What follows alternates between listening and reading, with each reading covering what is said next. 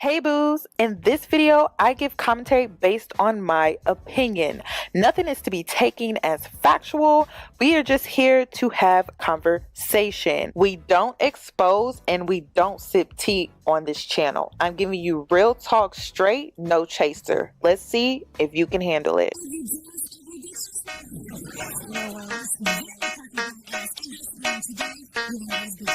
Cause I'm a boss. I haven't done anything for you to be proud of. Of course you have. You are marrying a man who can support you.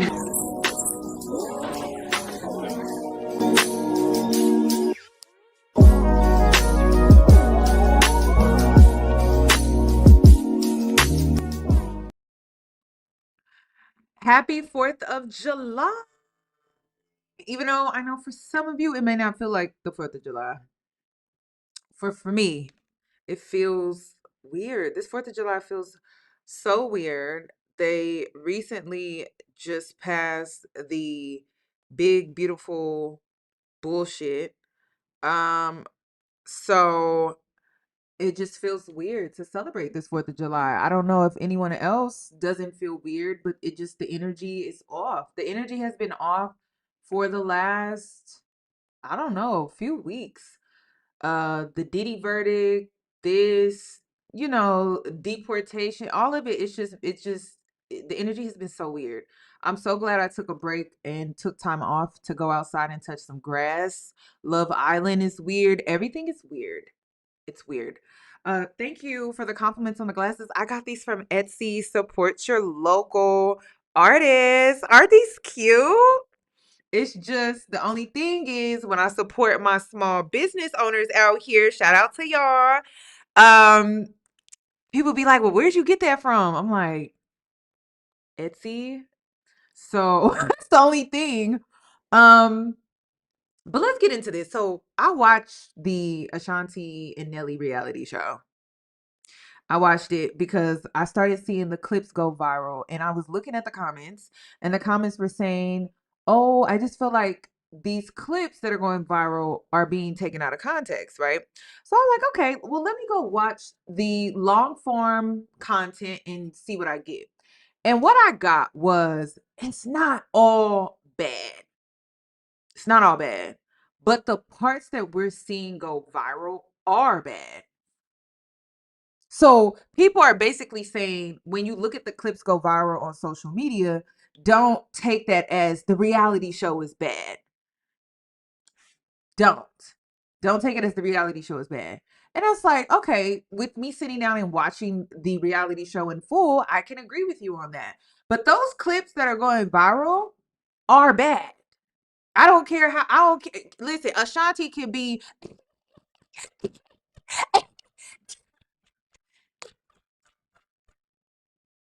she could do that all day for me. It's bad. Okay, it's bad. It's bad. It's bad. It's bad. It's bad. It got to a point where I think I got to episode 6 where the laughing made it started making me uncomfortable because I don't think Ashanti be laughing because it's funny. I think she laughs like it's a form of like how she soothes herself. Like it's a form of self-soothing. So like she doesn't crash out or like she doesn't spaz out or she doesn't say something that she doesn't need to say. It's like her way of uh coming across polished at all times. It's very uncomfortable. Um but the laughing also confirms, and what I need the girls to acknowledge is that she knows who she married. She is not a woman that's confused. She is not a woman that doesn't know who she married. And I think a lot of women need to accept the fact that she chose to marry Nelly and she knows who Nelly is and she is okay with that. Okay. Now, with me coming to that acceptance, she knows who she marries. Great. Good for her. However, my concern for women who are watching the show, things that I want to point out for you when it comes to your own life, because honestly, when you watch the show in its entirety, you there are some things that you can take away and apply to your own life in some type of way. Like honestly, the baby situation. I have a list of questions that if a man ever came to me about having a kid, I'm going to have a list of questions thanks to Nelly, because there were just a lot of concerning things with Nelly. It didn't seem, to be honest, it seems like he had a baby with her to shut her ass up. That's it. He don't want no parts with that child. And that was very clear. And a lot of people a lot of women will watch that and downplay it. And I'm just like, what are we downplaying? First of all, why do you need to downplay a man showing obvious signs that he didn't really want a kid with her? Like, he didn't. He didn't. I don't think he really did. I think he gave her a kid because that's what she wanted. And I also believe, like, all of these clips that are going viral, you know, and women are feeling bad for Ashanti, I believe Nelly told her before, hey, listen, you want a baby? I'll give you a baby. But I'm also going to expect for you to have nannies, because I'm not going to be there the way that it traditionally you would want me to be. I'm not going to be there in that way for you and the baby. You can get a bunch of nannies. He literally told her. And see, this is the thing that's like killing me with women on social media. Do y'all listen to men when they talk? Because if you would actually like shut the fuck up, and I'm telling you to shut the fuck up. Please shut up and actually listen to what this man is saying. He didn't bamboozle you. He didn't lie to you. He told you exactly what it was. You're gonna need nannies because I'm not gonna be there for you in the way that you expect for me to be. And maybe that was Ashanti's like dream. Like, she wanted this traditional family life. And Nelly was like, please, I don't want that. You can get as many nannies as you want. I will pay for you to have those nannies. But me, do not expect for me to be like so heavily involved, because I don't want that. He told her. So let's get into how Ashanti knows who she married. And the sisterhood, we just need to stay out of it, because it's just one of those situations where it's just like, well, if this is what she agreed to, who am I to feel any type of way? So I'm glad I watched the show, because it does not place Ashanti in this victim role like she doesn't know. She knows and she accepted it. Now, you can debate about if she settled or not. I don't really care, because honestly, it's not my life. So I don't even know where to start, because the bad parts are bad, and there's a lot of bad parts, because the internet is not even showing you all the bad parts. They're only showing you like the popular ones, I guess. But there was a lot of bad parts. But then there was a lot of good too.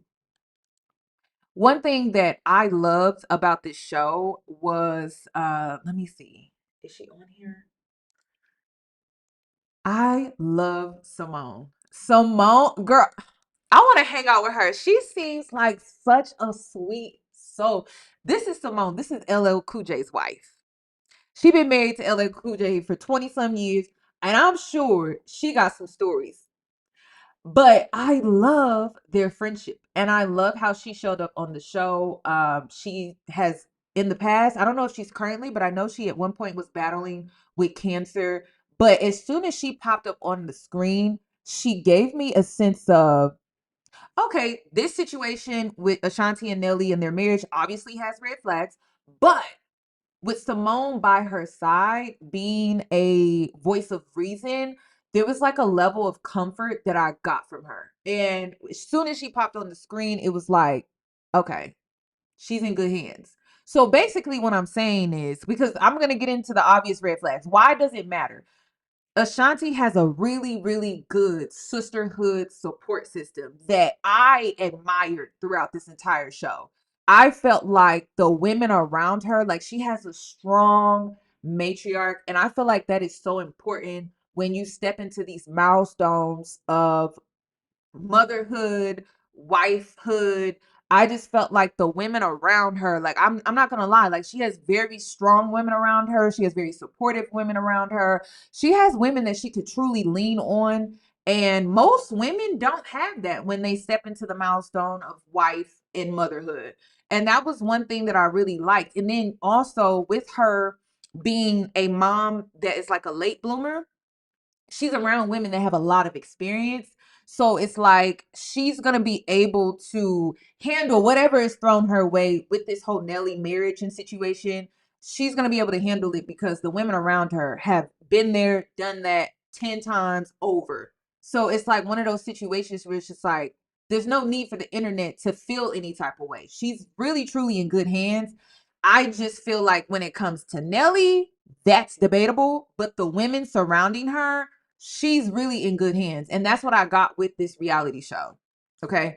Even when it comes to KK, because KK is being taken care of by her family. She has a very strong family. I really love the family side of this show, which is why I'm like, it's not all bad. It's really not all bad. But the parts that are bad are bad. They're very destructive. They have the ability to destroy this relationship. But, right? But the parts that are good, they're really good. So the sisterhood, her family structure, the people around her, it's like I really love that. And I wish more women had that level of support. So she has a lot of support. She has a lot of love. And I really enjoyed this part of the show. I love Simone. She was bomb. And she really has like this very spiritual essence about herself that I just enjoyed. Okay, so let's get into the mess because I know that's what y'all came here for. I do. Also, another thing, shout out to Nelly as well. He takes care of his family.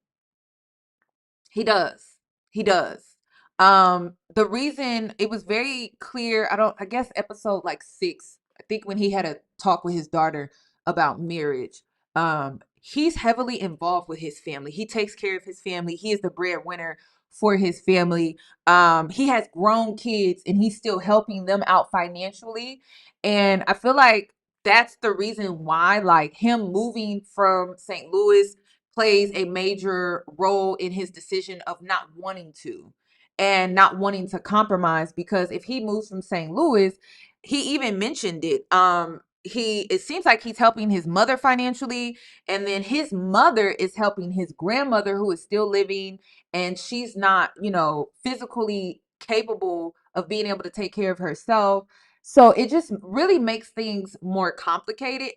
My only negative is, why didn't they have this conversation before? Because now it's just like, I understand both of their point of views when it comes to this whole not wanting to leave New York for Ashanti and Nelly not wanting to leave St. Louis. I get their stance, but why didn't y'all have this conversation before? Before we just jumped right into the sack, before we just jumped right in where we left off from how we broke up the last time. Like, that's my only thing. So on the show, it's very clear some things that they are struggling with, which I feel like are very normal things outside of the self-destructive things that Nelly struggles with. Like, Nelly struggles with gambling. I saw drug addiction as well in this. It seemed like he's on something constantly. That was something that I noticed. Also, and how was I picking that up? The sweating, the fidgetiness. I couldn't help but see that. So yeah, those are to me self-destructive issues. Relationship marital issues. Where are you going to live? How are you raising the child? Child care. Those are pretty normal things that most relationship couples struggle with, especially within the first 2 years of marriage. It's kind of like, it's expected. I just wish the show kind of came across like they didn't have these conversations before. So one of the main issues in their relationship is where are they gonna live? So Ashanti doesn't want to move from New York. Nelly doesn't want to move out of St. Louis. He doesn't want to live in New York. And then Ashanti doesn't want to live in St. Louis. And if I'm being honest, Ashanti, I don't blame, like, girl, I would want to move to go from New York to St. Louis is like a big decision. It is. St. Louis, no shade to my St. Louis subscribers, but girl, I used to live in Missouri. I can't do that. So I'm thinking of a big city girl like Ashanti. No, rephrase that. I'm thinking about a superstar girl, Ashanti, that wants to move from the big city to St. Louis. It's like, huh? But I mean, if she wants to settle down, and that's the thing, ladies, this is part of settling down though. Like, you know, leaving your singlehood lifestyle behind. You married now, you have a baby now, you know? So I get the reason Ashanti wants to stay in in New York. She's closer to her family and her friends. But it's like, again, this is the stuff that you should talk about before you actually say I do, or you walk down the aisle, or you have kids and things like that. I really think the girls should watch the show so that you can come up with things that you need to have talks about if you're really considering marrying someone. Because a lot of the things that they just didn't see eye to eye on, they should have had these conversations before, not after. So let's get into it.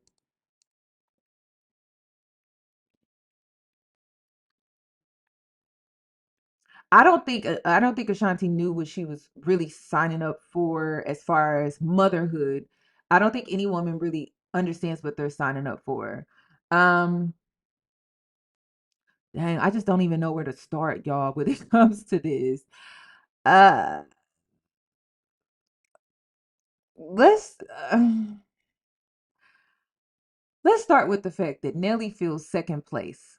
Okay. He feels ever since the baby was born, he feels like he is now in second place when it comes to their relationship. So it's everything is about the baby, everything is about KK. And to a certain degree, I understand where Nelly is coming from, but also Ashanti is a new mom. She's a Libra. Y'all know how Libras are. Libras are extra as hell. Okay. They love flashiness. They are big on celebrations. They're big on family and coming together. Y'all know how they are. So it's like, I believe Nelly knew who he married before he married her. Okay. So even when it comes to Ashanti knowing who Nelly is, okay, well, Nelly knows who Ashanti is. And he knew that Ashanti, she's extra. Like, that's just how she is. Ashanti is extra, okay? And I love it. First of all, Ashanti with no makeup on, girl, she look good as hell. Ashanti bareface, girl, she's beautiful. But Nelly, you knew who you were marrying. You knew the girl was extra. You knew Libras they like things a certain type of way. They're very particular. They're very bougie. That's what I love about Libras. And if you notice on the show, Ashanti's always going out to dinner. She has to get her mocktail. And you could tell single Ashanti, she would get her little drinky drink. She would go to the nicest, finest restaurants. And this is like just her thing. Like, that's who she is. It is her personality. It is a part of her lifestyle. And so sometimes I feel like throughout the show, not only does Nelly feel second, but he kind of like pushes this narrative that she does too much. Like, she requires like extra. And I'm just like, now you know damn well you know who you married before you married her. Be so for real. So he just feels second to the baby because she's extra with the baby. And I think Nelly is not acknowledging how she's also extra with him as well. But he tends to like overlook the things that she does for him because he feels like the baby gets more. But the baby's a child. The baby is helpless. The baby can't fend for himself. It's weird. It's weird. Stone cold groove. This is what I didn't understand. I'm like, sir, this is why it kind of comes across like, did you want a baby or did you not? Considering that I've been in second place around this family, considering with the And I'm not gonna lie. I think like I don't know if it was like the second episode, third episode. I thought he was just joking. I thought it was just a joke, right? I looked past it because I'm like, oh, he's just joking. But when it continued, and they kept showing it, and they kept showing how he kept bringing them up. And then you start putting two and two together, and I'm like, he ain't really held the baby for real. Like, I haven't really seen him interact with the baby or anything. It's always Ashanti, or it's always her family, or something like that. And so I'm like, damn, like, okay, I think it's more than just a joke. I think it's more than just a joke. new arrival, this party kind of thrust me back up there. I'm not saying I'm in first place. So he's talking about how this is what's scary to me. Ashanti threw him this fabulous, grand birthday party in Las Vegas. She went all out because that's a Libra. They go all out. You saw similar activity with Cardi B and Offset. That is how they are. They're very grand. When they love, they love. Okay. And so when Nelly, he's talking about how she threw this wonderful birthday party, but he's still bringing up how he still feels second. So, like, how are you downplaying? Because, y'all, if you saw the birthday party, it was huge. She went all out. The girl was trying to get people on stilts. I'm like, girl, like, she was really trying to, like, put on this show for him. And right after she did all of that, he downplays it like, I still feel second. And I'm like, how do you throw, like, y'all, you have to go watch the show to really see what I'm talking about. It was so grand. I mean, the villa that she had bought for them to stay, or that she had paid for them to stay in, had a pool in the back. When you walk out in the back, it had the big letter 50. Then she threw him a mega party out there at a venue. She had people come. She had Kevin Gates, not Kevin Gates, Kevin Hart come. I mean, it was pretty big. When if anybody watched the show, would you not think that was a pretty big birthday celebration? Like, I'm like, damn. And he still is in this interview saying, I mean, I still feel second though. Listen. But she definitely made up for it. And I'm in first place, but kind of thrust me back up there. I'm not saying I'm in first place, but she definitely made up for a lot of. And then the thing that's like really throwing me off is like, why are you like doing this like tit for tat? Like, oh, I'm keeping score. I guess my wife nurturing our child versus what she's doing for me. And see, this is the concern that I have. How is Ashanti going to keep up with all of this? And I honestly, I want to talk to the divorce. Yes.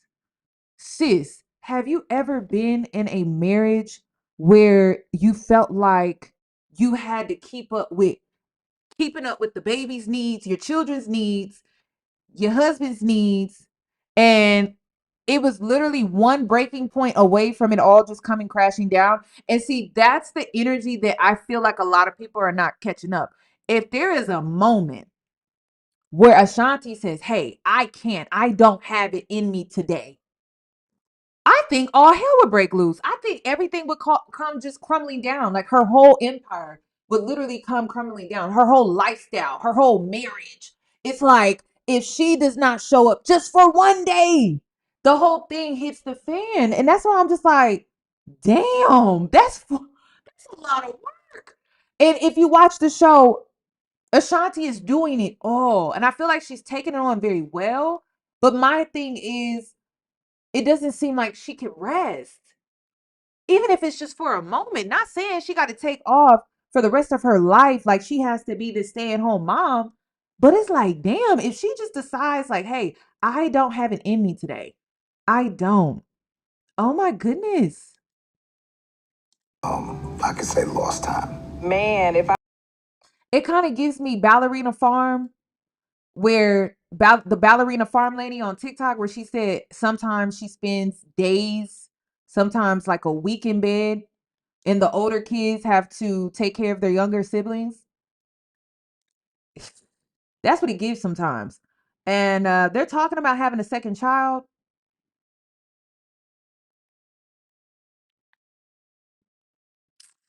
I don't know if that's a good idea. I don't know. Then this situation, what y'all didn't see. See, the internet saw this, and then I'm gonna show you a clip of what the internet did not see. So this is what you all saw. That's a lot. Well, listen, it's all you. I ain't gonna even lie. You know, I ain't got nothing for him. Absolutely not. I know. Now, ladies, the part that y'all keep missing, she said, I know. So that tells me you knew. You knew what the man said before you got pregnant. You knew what it was. This is not a shocker. This is not surprising at all. I just don't think Ashanti knew what motherhood was like. I don't think she knew what she was signing up for. Even though Nelly communicated, hey now, I'm a 50-year-old man. I got a grandkid. I don't think that she understood what she was truly agreeing to though.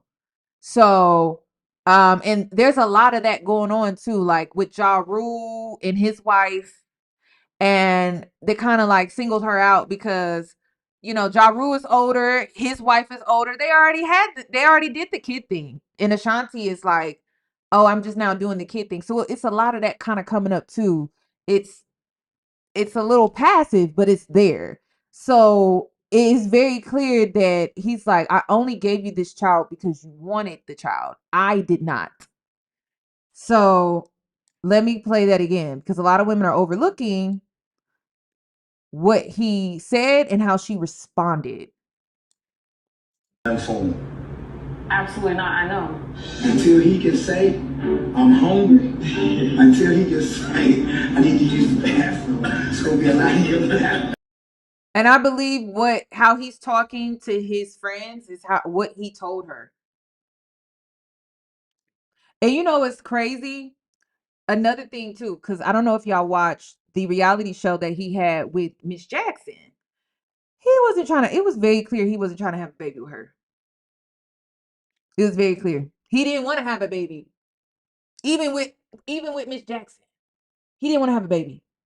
So I think he did this because Ashanti wanted to have a baby. And he was willing to do that. But not to the point where he was willing to over compromise to the point where Ashanti is expecting him to be something that he does not want to be. And I think she agreed to it though. And that's the thing that I think the internet is not understanding. It's like she actually agreed to it. So But as soon as he started walking, I said, enjoy it. Because as soon as he gets to walking and talking, he with the crew. I'm trying to understand how is it that you just sleep through when he starts crying? Dude. and people keep saying like, oh, she has a nanny, she has nannies, she has nannies, she has nannies. Do y'all not like it was killing me about people that think money solves everything. It does not solve the emotional labor that comes with being a nurturer. It does not solve that. It does not. The only way it could truly solve that is she wouldn't be a good mother. You get what I'm saying? So like the emotional exhaustion that comes with nurturing a child is just always gonna be there. It's always gonna be a thing. It's never gonna go away, which is why I don't pressure women into having kids. Because yeah, you can have all the money in the world, you can have all the nannies in the world, and it still is not enough when it comes to the emotional exhaustion that comes with nurturing a child, especially a newborn baby. So I think people keep overlooking that because if you look at Ashanti, she looks exhausted. She looks tired. With nanny in tow, she looks exhausted. And I think in the show they said that when you breastfeed a baby, it's like running 10 miles. I didn't even know that. I did not know that when you breastfeed a child, it's like it's at the level of like you running like 10 miles. And I'm like, are you serious? I did not know that. So you're very exhausted after you breastfeed. I had no idea. When he starts crying. Do y'all really be up at night? I heard about it. You know what? It's It's crazy. absolutely ridiculous that you'll still be dead asleep and he'll be mad loud. Does this look like a face of a woman that feels like, oh, the nannies are cool? Like, yeah. She looked irritated. She looked tired, exhausted, drained, fed up. Like, you don't hear the baby. You don't even want to pick up the baby just one time. And you know what I think it is? I think Ashanti then didn't think that he was going to stick to this. I think that because of love, which a lot of women believe this, that she thought that if he saw her struggling in any type of way, that because he loved her, that he would step in. And it's very clear he's standing very firm on what he said. Somebody said most men do that. Yeah. Mm-hmm. Mm-hmm. This is why I want women to believe men when they say things. Like, sometimes you just need to take what he's saying at face value. Because I think women create other scenarios in their head. No, take what he just said at face value and don't create anything outside of that. Because as soon as you start creating things outside of that, you played yourself. You can't say that he played you. No, you played yourself, because you should have took what he said at face value. And at face value, this man said, I don't have anything for him. That's crazy. So when I hear, oh, I don't have anything for him, I'm not waking up in the middle of the night to help feed him just because he's crying. You need to attend to that. That's what I heard. Am I the only one that's like, face value, I don't have anything for him? It don't get no more direct than that. I just so and then he said this on camera. Can you imagine the conversation that he had off camera? So that's why I'm just like, listen. But I don't even hear y'all, man. That's ridiculous. You know, it's a gift. And me being a woman, I agree with Ashanti. That is ridiculous, isn't it? Like, that's crazy. Like, what? I'm your woman. You married me. You claim you love me, right? And you see my appearance. I'm literally drained and exhausted. And you don't love me enough to just pick up the baby just one time? Like, that's crazy. But you know what? As a woman, the older I get, I have learned to take what men say at face value. That's what I learned. I have learned to take what the fuck they say, because you're not about to play me later. That's how I'm just gonna take it at face value. That's it. Okay. Because read the labels, ladies. If the label said, it's like following directions when you cook. If the direction said X, Y, and Z, then that's what it is. If you go off them directions, then that's your choice, right? You want to add in some extra seasoning. The recipe only required pepper and salt. You wanted to add some Creole, right? Some Creole seasoning. That's your choice, right? Okay, cool. Okay. But you're still not taking it at face value. And what a lot of women need to understand is she should have took what he said at face value, and she should have just kept it at that, instead of thinking, oh, but like it will be like this, and but it could be like this, and it could be like that, and it could be like crazy. I guess. Why is that a gift? I'm blessed with that too now. No. That means get up. It's your turn to change him. I'm gonna take you back to this conversation we had. He said, I'm gonna take you back to this conversation we had.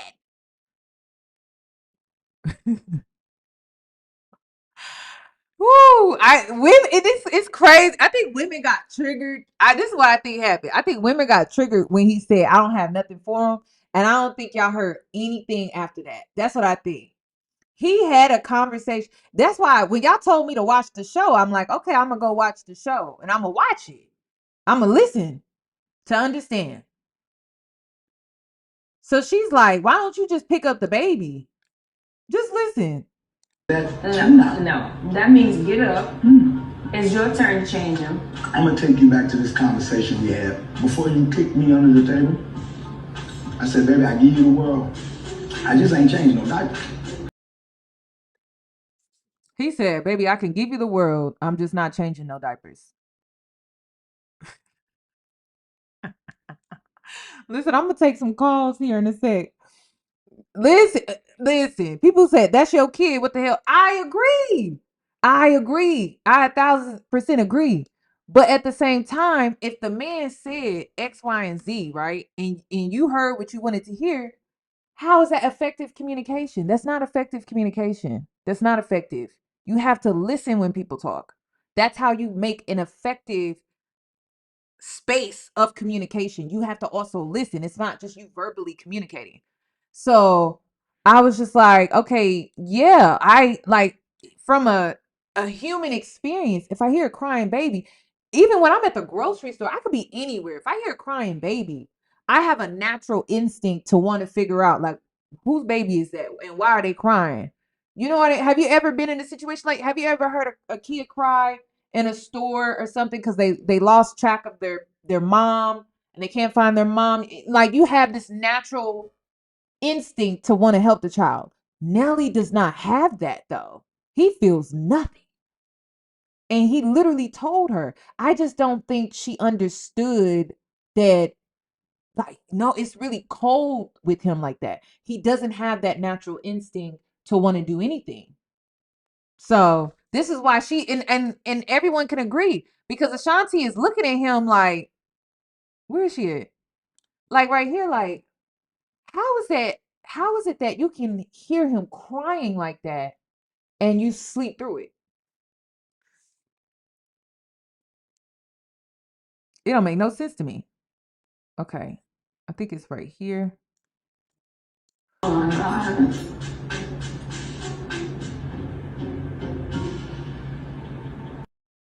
And then y'all, this is what y'all did not see. So let's get into what you did not see because this is when I was like, oh, like he just said all of that and then she did this. Hold on. What you doing? Who you calling? Where is my baby? Wait.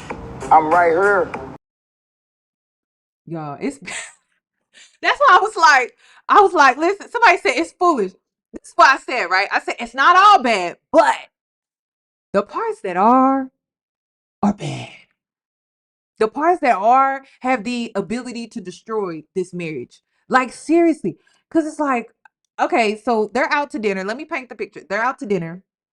And of course, she's a new, like, I'm the only one that's like, she's a new mom. So of course she's out with her husband. They're out, right? And she wants to check on the baby. She's a new mom. She just want to check on the baby, see how the baby doing. You would think because they're both parents that they would both want to check in on the baby, right? Nelly like, no, this is my time with my wife. Why she calling the baby when we out to dinner? But she's like, and this is the thing. It's like it's almost like he's holding it against her in a way for wanting to be an active mother, like a proactive mom. I was just like, damn. So this is what y'all didn't see. Hey. Oh, mommy, love you. Why you don't never sound that excited when I call? That's why I said the parts that are bad. I was like, ooh, wee. Why don't you sound excited like that when I call or when I come? Sound that excited when I call. Hi. Well, You talking? I don't even know why I'm hurt. Me and Nelly broke up a few times. Ladies, I'm gonna be so honest with you. I've never seen like a man be jealous of his child. Like this was actually very eye-opening for me. Now listen, y'all know how I see jealousy. I see jealousy as a natural emotion. It's all about what you do with that emotion that determines if the emotion is bad when it comes to other people. Because you can have emotions, right? But if you project it on other people, that's when things get messy and to me it's wrong. But jealousy is a natural emotion. Like siblings when they have new babies born in the family and things like that, they get jealous. It's a natural human experience. But to me, I feel like Nelly is not really emotionally dealing with it in a healthy way and it's causing a friction in their relationship, which is very evident. And it's now it's kind of putting Ashanti in this tricky place because he doesn't know how to deal with his emotions in a healthy way, where she's being pulled. Choose my baby or choose my man. Choose my baby or choose my man. Choose my baby and choose my man. We are a family. We are a family. She's one person. Then you at the end of the day, regardless of okay, she can have all the nannies in the world, you still decided to impregnate her, Nelly. That's what you decided to do. You decided to impregnate her. So I'm just like, okay, you impregnated her, and now you jealous of what you decided to do? Like, I just way back in the day. Just we weren't on the same page. There were a lot of things that kind of came into play. I wanted to play this again. The producers, being messy, asked her, so in the past, what was it that broke you and Nelly up? Oh, well, we weren't really on the same page. Why is there a continuation of this 22 years later? And see, where my spiritual girlies at, it gives karmic loop. Like, even after 22 years, they went back right into the same cycle and they're in the same karmic loop. So, like, all the things that they was having issues with 22 years ago, they still having the same issues. And I was surprised. Like, honestly, y'all, the parts that are bad, like, my jaw would, like, literally, like, drop, like, so y'all having the same problems that y'all had 22 years ago? I don't think they talked enough before they got back together. And this is why I am so against spending the block. But listen. Y'all know I'm covering the screen because of copyright, but just listen to what she said, because the producers asked her that question. Back in the day, just we weren't on the same. Way back in the day, just Hold on. up a few times. Way back in the. Hold on. I think it's right here. I don't even know why I'm hurt. Me and Nelly broke up a few times. Way back in the day, just we weren't on the same page. There were a lot of things that kind of came into play. Traveling, living in different cities, and I don't think either one of us were really listening to each other. And I'm seeing, if you watch the show, and I'm not talking about the family and coming together and stuff. That stuff is great. I'm not here to downplay the family love that we are displaying on the screen. I'm not here to downplay that, right? But like, the issues in their relationship that they do have is the same issues that they had 22 years ago. And it doesn't even seem like they came to any type of middle ground, understanding, compromise, nothing. It's like the same thing. And it made me question, like, so y'all didn't have any of these questions before? It just seemed, it really confirmed, like, damn, they just got back up, they got back in the sack, oops, got pregnant, then was like, damn, I need to marry you, and then boom, here we are with a reality show. That's what it gives, y'all. That's what it gives. And I don't see growth. And everyone keeps talking about Nelly, Nelly, Nelly. I don't see growth in Ashanti either. I don't see the growth. Because for her to still even be attracted to where Nelly is, says that she hasn't grown that much. That's what it says. Unpopular opinion. Because I'm telling you, if she had grown, she wouldn't be attracted to this. Do you not, you get what I'm saying? She wouldn't be attracted to Nelly at all. She would be like, he hasn't changed. I need change. So, yeah, that's the part where I'm like, it just seems like it's a karmic loop. Hey, baby! What? This time around, that's not gonna happen. And when they What you doing? when they keep saying this time around that's not gonna happen, it just seems like it's more forceful. That's it. It's like till death do us part.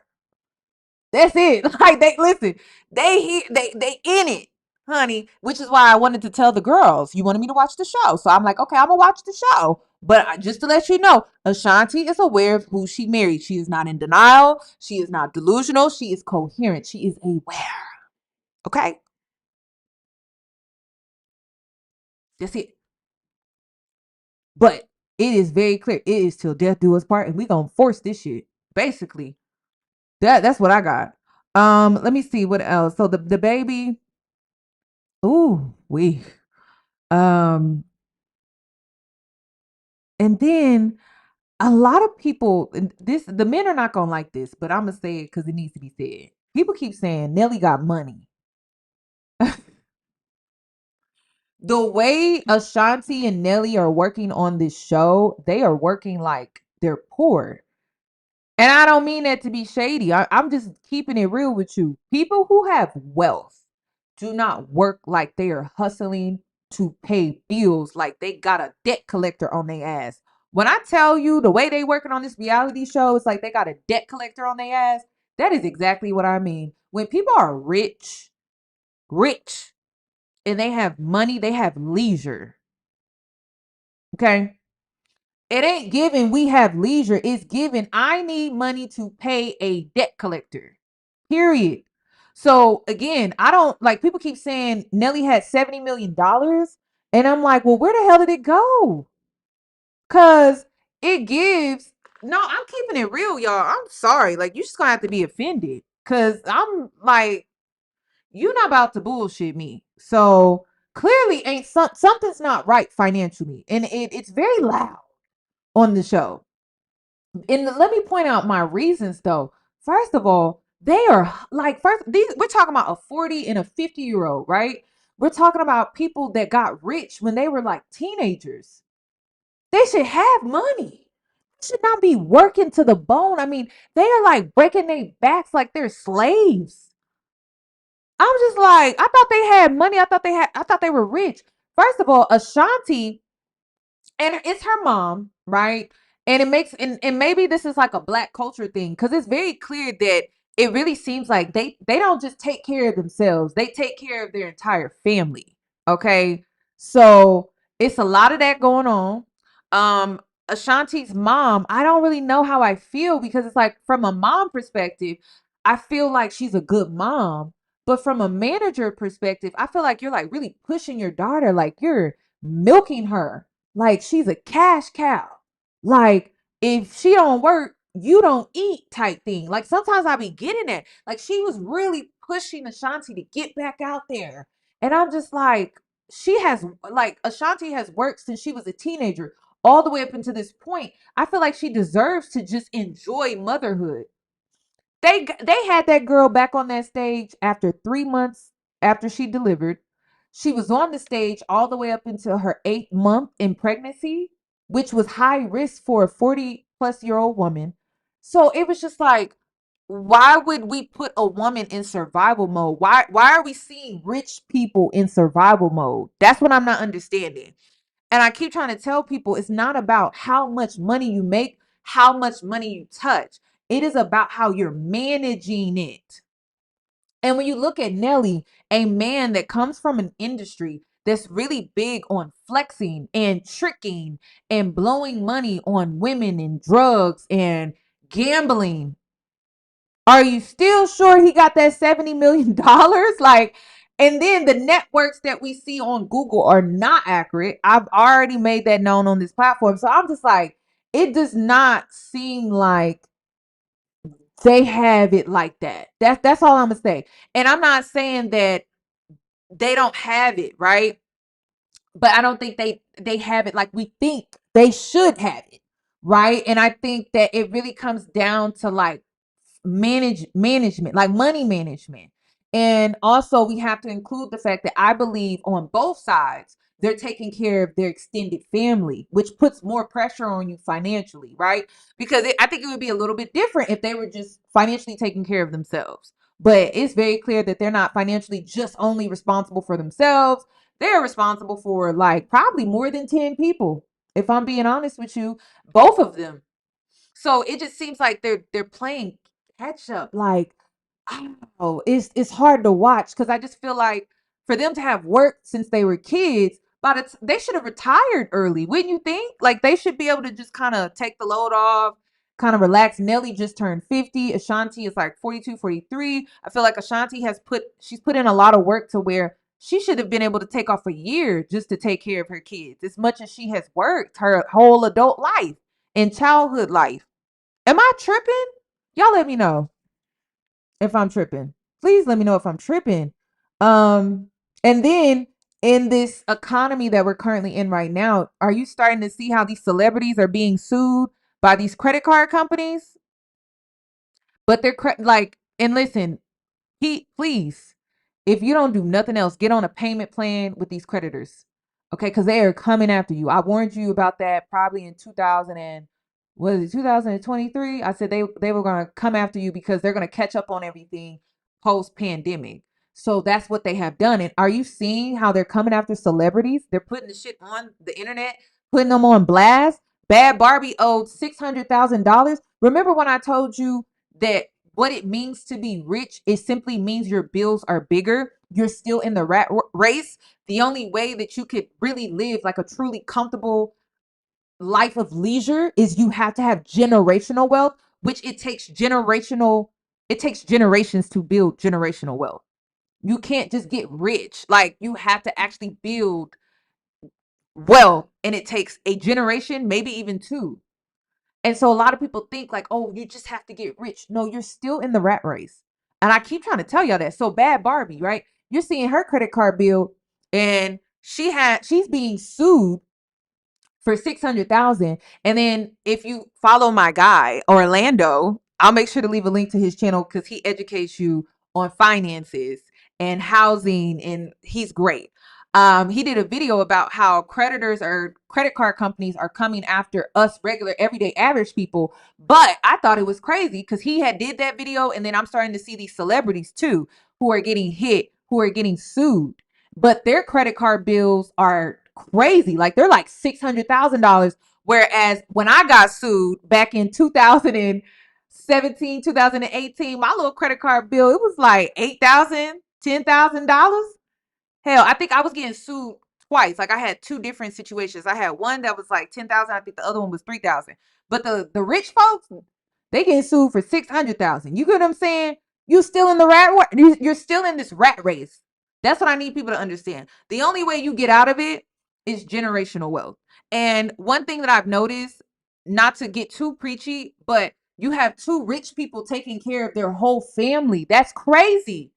So how are they able to build generational wealth if they're being required to take care of both of their families? And we're talking about like two generations past them, like their mother, their grandmother, then their siblings. When do they have time to really build the generational wealth? Am I crazy? So listen, to y'all keep saying they rich, they rich, they rich. I'm just like, it is not really given that.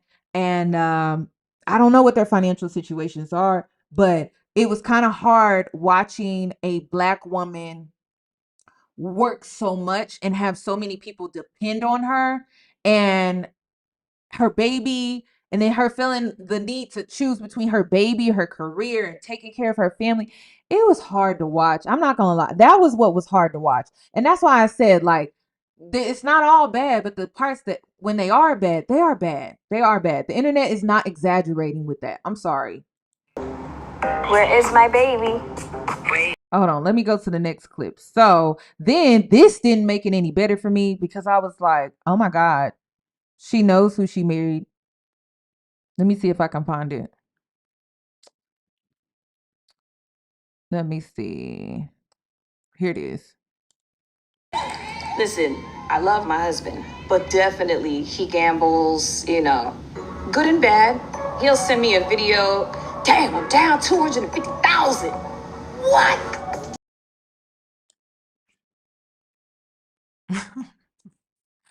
Y'all, it's not even funny. I'm laughing because she,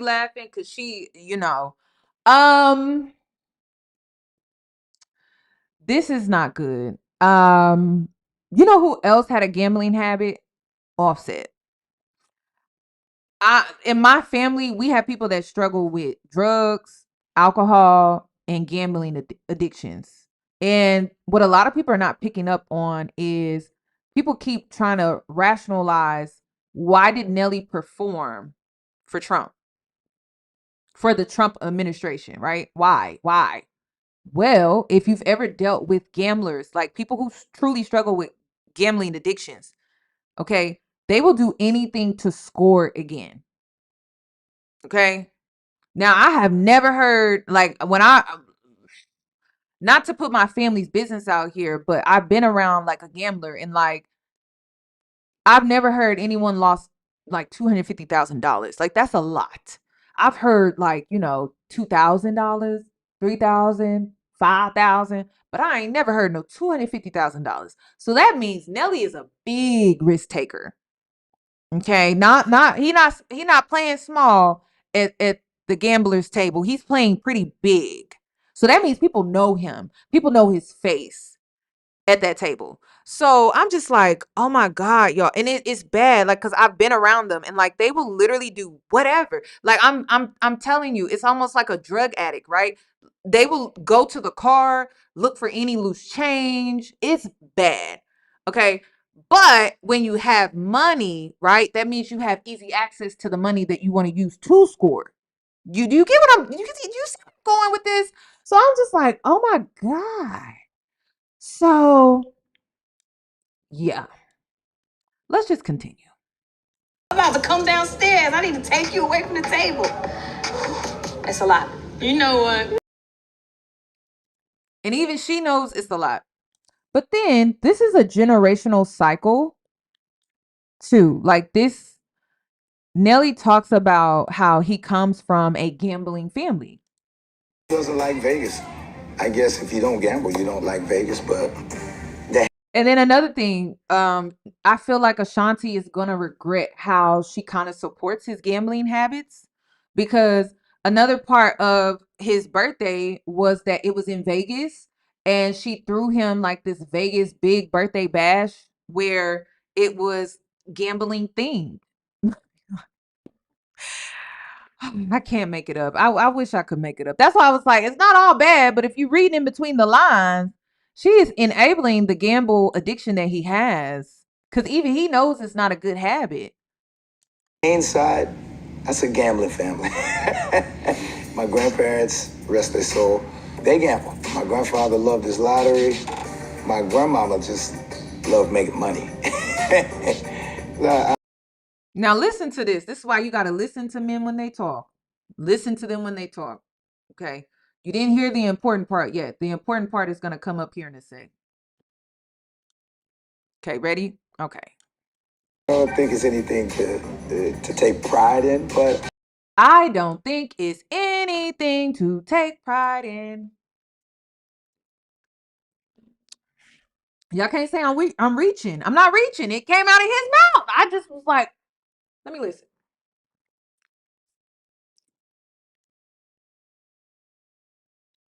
And when he said it, I'm big on body language. He was like, I was like, oh, you really got a bad habit, huh?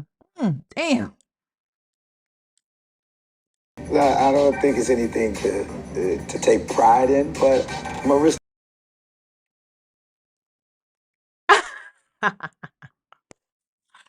That's why when people be like, it's not bad, I'm like, you're right, but the bad parts are bad, though. It's not all bad, but them bad parts are bad. So, so yeah, it's a generational thing. So that means that he has a lot of enablers. So his mom is not going to tell him, hey, son, chill out. Don't go to the casino tonight. His mama going to go with him. Hell, his granny gonna go. And if his grandfather was still living, his grandfather would go. So she don't got no help on that side. And I'm gonna be so real with you, Ashanti. You also are supporting it too. You threw him that birthday. It was in Vegas. And then I'm gonna be so real with you. I think the worst thing Ashanti could do is move to St. Louis. I do.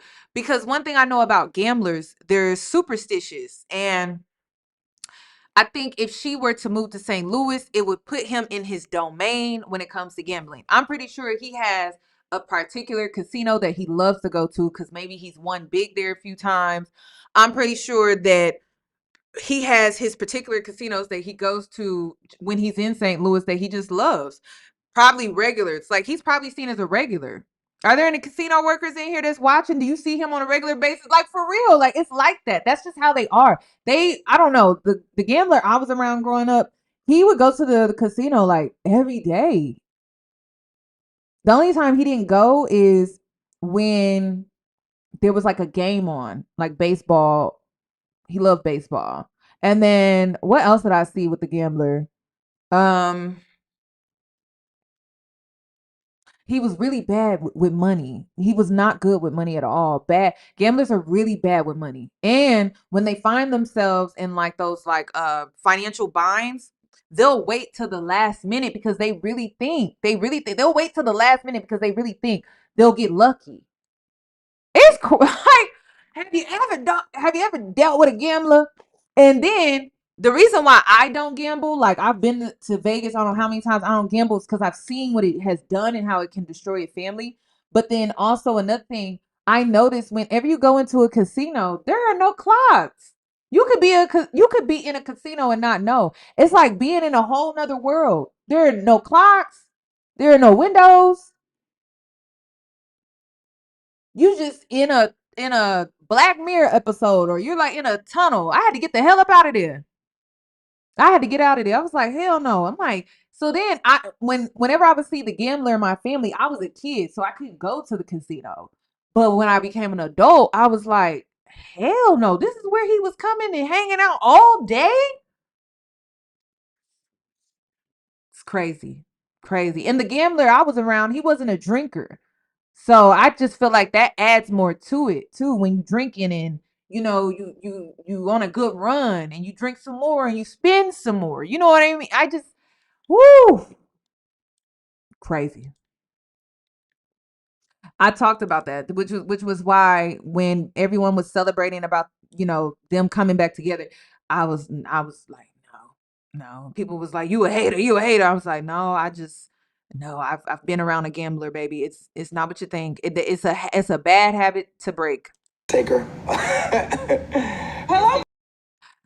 So yeah, that was one of the other red flags. And you know what? Aside from like these red flags, this brings up great conversation. Like if you start dating, you're pursuing someone for marriage, I think y'all need to have these conversations though. Like where y'all gonna live? How do y'all view yourself when it comes to kids and raising the kids and having a family? Do you have any gambling addictions or habits? I just these are conversations you should have. Let me see. Then I haven't even gotten to the Trump situation. Surprised he's gonna be like, big, because he always be like, yeah, she forgot about me. Once KK came. Oh my. And again, the reason why Ashanti was going out of her way to throw like this grand birthday party is because even her mom hears about how he complains about the baby. Oh, when KK came, she forgot about me. When KK came, she forgot about me. Like it's at first, I'm not gonna lie, I thought it was just a joke. Like I thought it was a joke, and I was like, it's just they were having so much fun together, and then like the baby came type thing, but I think it really bothers this man. My husband is always joking about how he feels a little neglected since I want to know, do y'all think that man is joking? Do y'all think he joking? KK came on the scene. I stopped getting thought about a long Babes, time. no, that's not true. Babes, we care about you, of course. The boy had more birthday parties than I'd have had in my whole life. Even the birthday parties, he's jealous of. So let me explain. So on the show, Ashanti's a new mom, and y'all, I gotta keep saying she a Libra. Y'all know how I am. Like, so she's a new mom, so she's extra, and she's a Libra, and she's extra. So the baby done had like I don't know how many like little birthday parties. Well, they're not little because it's Ashanti and she's a Libra and they're extra. They're not little birthday parties. They're grand. So she done had like a 3-month, a 1-month birthday party, I think, a 3-month and a 6-month, and they're all themed too. But like when my niece, when she was born, listen, his mother's child did the same thing. Like, you know how you'll see those Pinterest ideas where you lay the newborn baby and it will say, oh, I am 30 days old. Now I'm 90 days old, or I'm 6 months. Like taking those cute little photos that you get from like Pinterest. Y'all feel like I'm making an excuse. I'm just saying, I understand. I'm a woman. I'm a woman. What, don't be mad at me. I'm a woman. So I just understand why Ashanti acted. It's her first time having a baby. So I'm like, okay, she a little extra. But what's throwing me though, right? It's like he's jealous of that. So listen to what he says. He's like, "Oh, I get," and this is a 50-year-old man, so I'm just like really thrown off.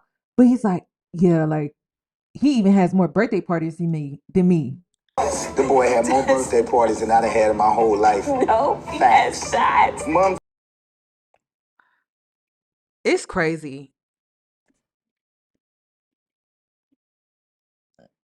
It's crazy. I don't know. I understand, but it's like she's extra with you too, sir. Like I just don't understand. She goes all out for you too. I just feel like the issue is he wants to be first and then he wants his son to be after. But I just don't understand, like, why is he comparing himself like that? 2, month 3, month Yeah, but 4. those were photo shoots. Those were not birthday parties. Well, it's more than what the hell I had growing up. So Don't worry. Why is he comparing? Like, it's almost like he's in competition with his son. Well, it's more than what I had when I was growing up. I'm like, why would you not want more for your son if you're able to provide more? It's weird, y'all. I ain't gonna lie. At first, I'm like, oh, it's just a joke. But after a while, the more he kept going on and on and on about it, I'm like, I don't think this is a joke. I got you. Serious. in the spirit of Viva Las Vegas. Oh, so this is where my concern is. How is Ashanti supposed to keep up with all of this? Like trying to be a mom and trying to be a wife, and her husband, what it seems to be, is very jealous of what she does for her son, but she's just being a good mom, a proactive mom, a happy mom, an excited mom.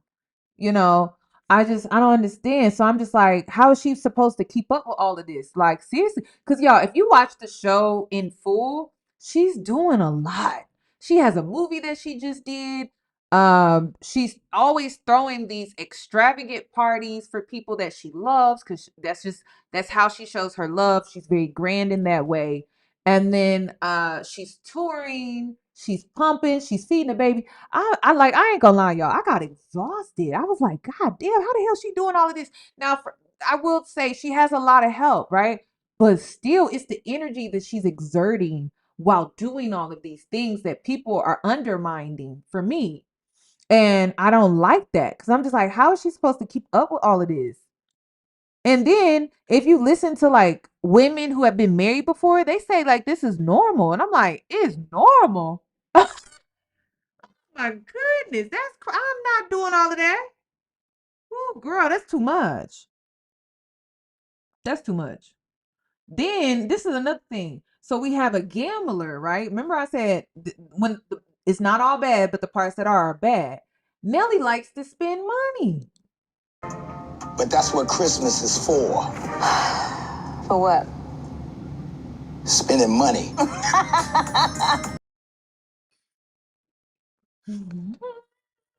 You know who would be a good mentor for Nelly? Shaq. I know y'all wasn't expecting that, but Shaq is a good businessman. He has made his fortune stretch. He's a great investor. And you know what I would like to see? Because people keep saying, oh, this rich people stuff, this rich people. Well, rich people have investors that are educated.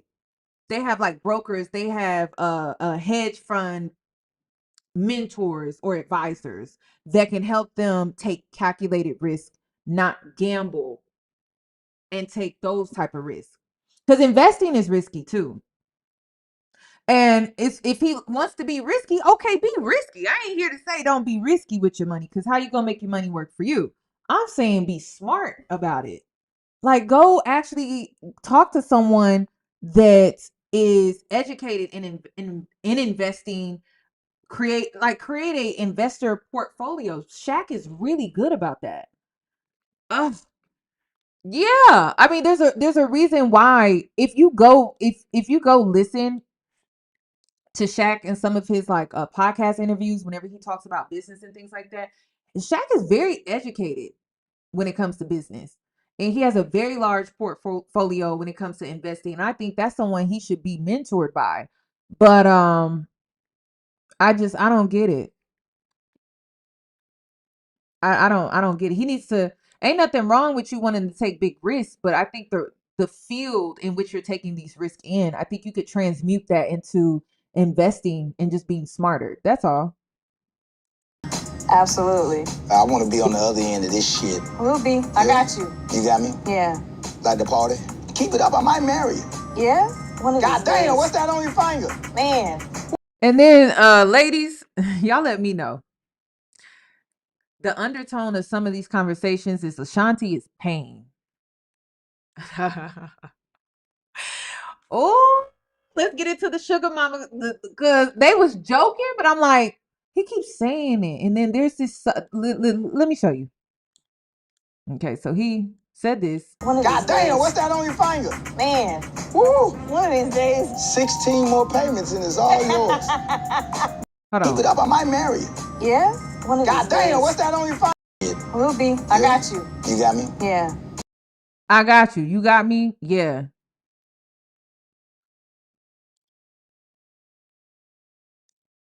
$16 more payments will have that ring paid off. It does not stop. I wish it did. See, this is why y'all should have told me to mind my business. I wish it did, but it didn't stop. I was like, wait a minute.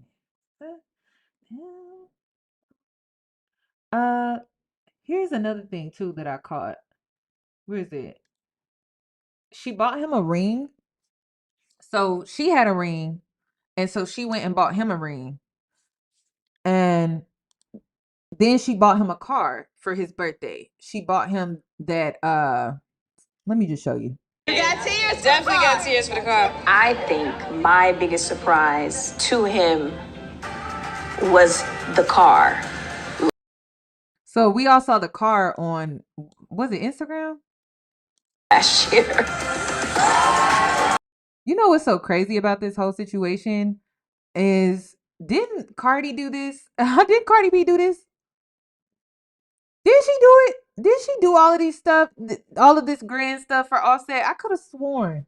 There's a lot of parallels here.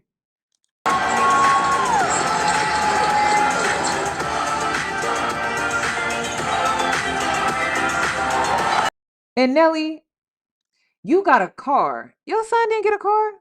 You didn't just get a car. You got a customized car. Old school. Drop top. Libras, I'm gonna be real with you. Y'all give too much. Y'all give too much. I'm gonna tell you that. You need to hear that. You give too much. You need to stop giving so damn much. Because you give so much, people don't even acknowledge.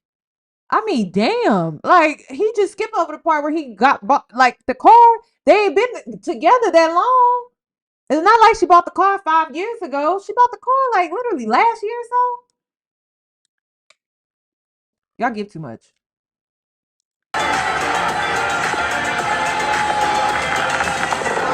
The best gift that was ever given to me in my life was given. It's just so crazy. I feel like y'all give to people that don't see you. Like, they don't, they take from you, but I don't feel like they see how much you do for them. Damn. I'm like, shit. People, when you give that much, people should have nothing but gratitude. You know, thank you so much. I remember when you did this. Da, da, da, da. Nah, you could do more. Because that's the vibe I get from Nelly. Like, you could do more. And I'm like, she's doing a lot. It's kind of crazy. To me by my wife. 62 in power. Blue on blue. I'm not going to even brag, man. This car is gorgeous. You probably going to win forever. I don't get it. So then she bought him the car, right? Then she got the ring. GIA diamonds. Okay, then. I thing banging. Get you one of these sugar mamas, y'all. I'm telling you. She fine. And by the way, So then, right, the sugar mama comment shouldn't matter, right? But then I had to go back to this. This situation reminded me of that one video of Tia Mowry and her husband. Hold on, I know I'm throwing a lot at you at once, but I'm just, listen, y'all wanted me to watch? The only difference between Tia Mowry and her husband at the time, when they did that one awkward interview, was Tia Mowry was talking. Ashanti sat there like men like and said nothing at all. But her face said a lot. her energy and her body language said a lot. So Nelly got offended because the producers asked, did you consult with your wife before you decided to do, I don't know if it was, I forget, was it business? Let me see. Was it business or money? No. It was how he was going to make money. I think it had something with the Trump situation. Did you consult with your wife first or something like that? I don't know. Let me look, because I don't want to take it out of context. Consult with you before committing to it. Consult? What you mean? Did I consult with? Wait a minute. Oh, okay. I remember. So before he agreed to go on tour with Ja Rule, because he's gonna be gone a lot. So I don't even know how, if they're gonna be going a lot. They're gonna go on tour. And so all the producer asked was, did you consult with your wife? And he was like, consult about how I'm making money?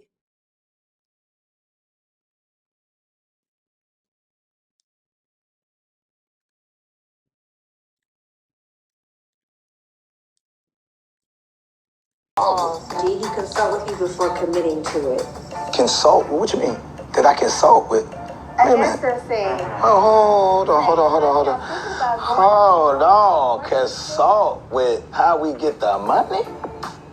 And I don't, this is not, I respect.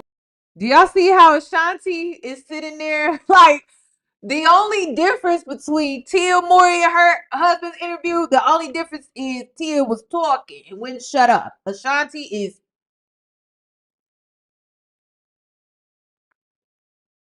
I was like, oh my God. What the microaggression and the passive aggressiveness in this show is unmatched. Like, damn. I'm like, damn. I was like, shit. I was like, oh my gosh. My wife, my voice is no louder than hers in any of this. But this is some old school shit here. I work. Yo. Nelly, nobody's saying you don't work, but see, nobody's saying you didn't work. I don't know where he got that from. He's rich. Right? He's rich. Why does it matter if you work or not? If you're rich, you got money. It matters because you need money. That's why. So his ego got the best of him, which really exposed he don't got it financially like that. Listen, you know what it gave? Y'all know those memes where you see the men that stand behind a woman at the counter and she paying? That's what it gave. Like, he was offended that the producers asked, did you just talk to your wife about going on tour because you're newlywed, you just had a baby, and you're gonna be on tour for I don't know how many days, like for a whole year basically, and you're not gonna be able to really see your wife or your child for a long time. And so the producers just simply asked, it wasn't about money. It wasn't about that. It was literally about the fact that you're a newlywed and you have a newborn. You're gonna be going for a year on tour, and he got so offended. And that tells me that is a man that is not secure in his finances. Because why are you making it about money and how you get money when it's not about that? It's about you're gonna be away from your child and your wife. It was a simple question. So that told me a lot. I was like, oh my God. And then he keeps throwing around sugar mama this and sugar mama that. I was like, okay, I've seen enough. I've seen enough. Then this wasn't good either. Let me show you something. That's why I said the bad parts are bad when they're bad. So his ego got triggered really bad. But then people keep wondering why. Like, why did he perform for Trump? Why did he decide to perform for the Trump administration? He needs the money. Period. Should I do the tour bus next? Let me do the tour bus. Let me get this out the way. Places though, you're fly before taking a bus love now. the bus. I don't know.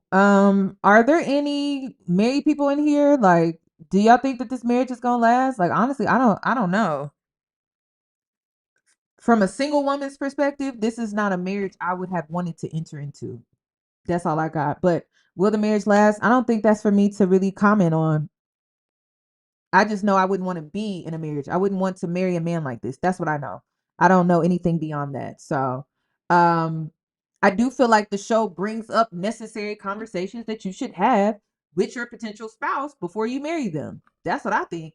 But only married people can really answer if this marriage is gonna last or not. Because honestly, I don't know. There's this book, I think it's called, because I was watching this therapist. There's this book for married people out here, or people that are looking to be married. I think it's called The Four Seasons of Marriage. Let me see. Is this what it's called? The Four Seasons of Marriage? This therapist recommended it. Yeah, it's called The Four Seasons of Marriage: Secrets to a Lasting Marriage by Gary Chapman. And I mean, it has good reviews. The ratings on Amazon is 4.6 stars. And then on Goodreads, it's 3.9 as a rating. So I don't know. So I don't know. Married people gonna have to ask. Do you think that this relationship with last, or even the divorcees, with everything that you're seeing, do you think that this could last? I honestly don't know. It's just not something I would enter into if I had all of this information up front, especially the gambling addiction and being able to witness that as a young girl. It never goes away. So, and they always have bad money habits, like spending habits. So, and then another thing I don't like about gamblers is they wait until the last minute to tell you that they're having like a financial crisis. And so you got to scramble to find the money last minute or dish the money out. That's what I don't like about gamblers. Like I'm not dealing with that. I've seen that in my childhood. It's the worst thing ever. It puts a lot of strain on your marriage. I just no, not based off of what I've seen. Hell no. So let's talk about the tour bus. So back to KK being an issue. So another thing, the reason why I don't think Nelly really wanted this baby is because he has an issue with Ashanti using his tour bus because it's easier for her and the baby than to get on a plane and germs. He's a newborn and everything. So Ashanti is used to just hopping on a plane, performing, and then coming on right back on home. But she has adjusted to motherhood by just taking his tour bus. But he's upset that he can't smoke on the tour bus and he can't have certain things on the tour bus. And it's crazy because I'm just like, Nelly, didn't your ass get in trouble for having shit on your tour bus that you wasn't supposed to have anyway? If I remember, he was in the news for having like let me see if I can find it because I don't want to misquote. Just don't love anything over 15 hours. I ain't with no more. I like the bus because I'm back there with the baby. He getting on my fucking nerves. What? He runs everything. There's no smoking. And people be like, do you not hear how obsessive he is when it comes to how he talks about his child? Just listen to this. I'm back there with the baby. He getting on my fucking nerves. What?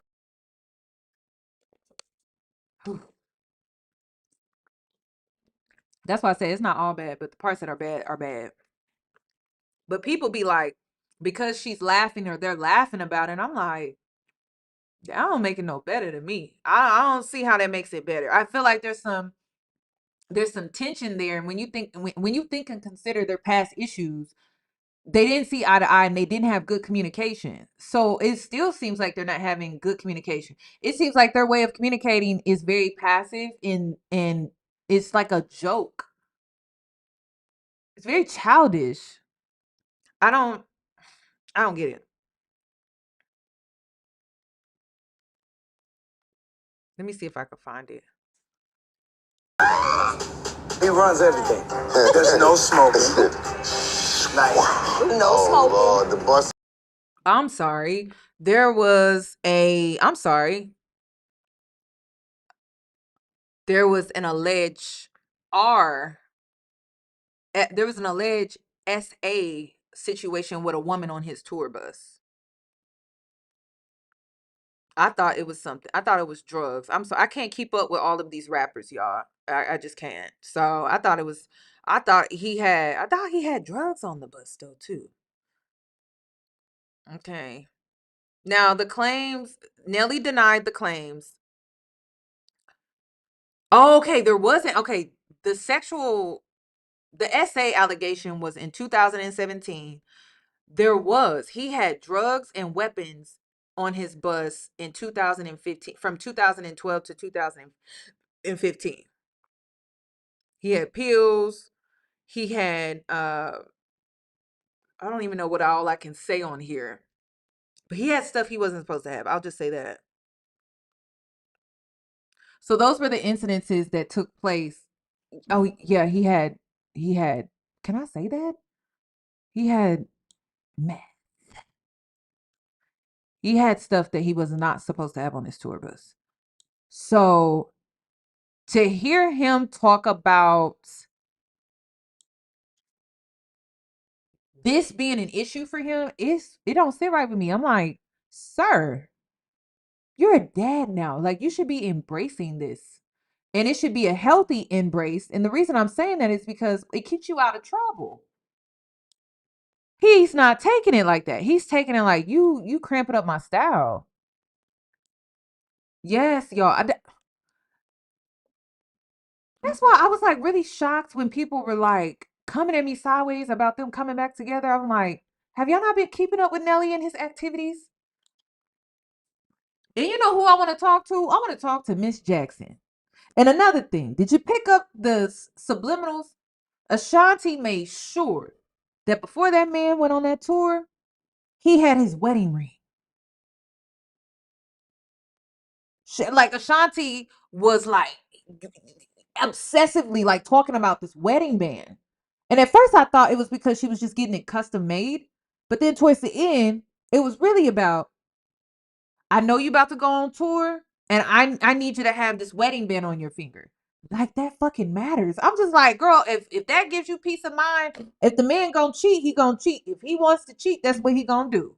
The wedding band is not gonna stop it. I think the reason why she was wanting this wedding band so bad was because she thinks that it's gonna stop a woman from sleeping with him. Girl, if your public relationship is not enough, what makes you think the band on his finger is just gonna be like, stop, I can't do this? Girl, you're like all over the like blogs. You're on the news. Y'all are in interviews. I don't think. I was just like, okay, all right. I guess that's gonna make the big difference, y'all.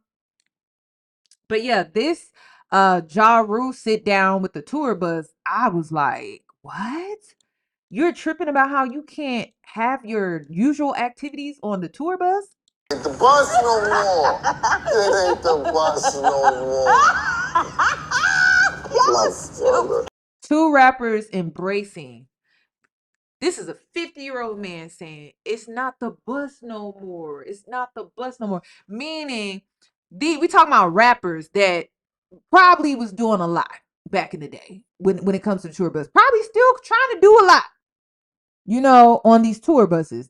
And ladies, if you don't know what goes on the tour buses, when you're hopping from city to city and women are literally throwing themselves at these men. Come on now. So he's over here complaining about how the tour bus is not the tour bus anymore. Nelly, you're married. You have a child. Why? It's crazy. That's so dramatic. You gotta get the bus back. Nobody understands me. Now I'm feeling pain.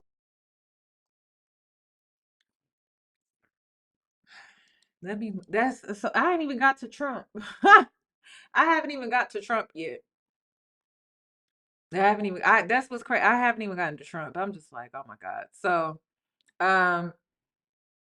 then this situation. Put his diaper on in a onesie, let him Then this interview that they did, once again bringing up the baby, once again Nelly feeling some type of way, and I'm just like, that's when it just, if you watch the show, it just became a lot. Like, it's like, okay, it's almost like you didn't want to have this baby at all. That I don't know if the producers, the editors, wanted to put that message out there, but it just, to me, it wasn't a good look. No. They want us to say how KK has bonded us together, but let me tell you how KK has literally shift the powers that be. I have been relegated to a side of the bed. The bus is not my bus anymore. I love him to death, but he's a little terrorist. Right? Like, okay, so like, this is the thing. If this would have been all that was said about the baby, I'd be like, oh, that's kind of, that's what you can expect.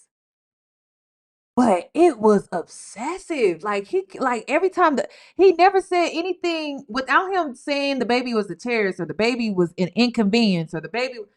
It was like every time the baby was mentioned by Nelly, it was like it was always something bad. I'm just something negative. Like I'm just like, wow, okay.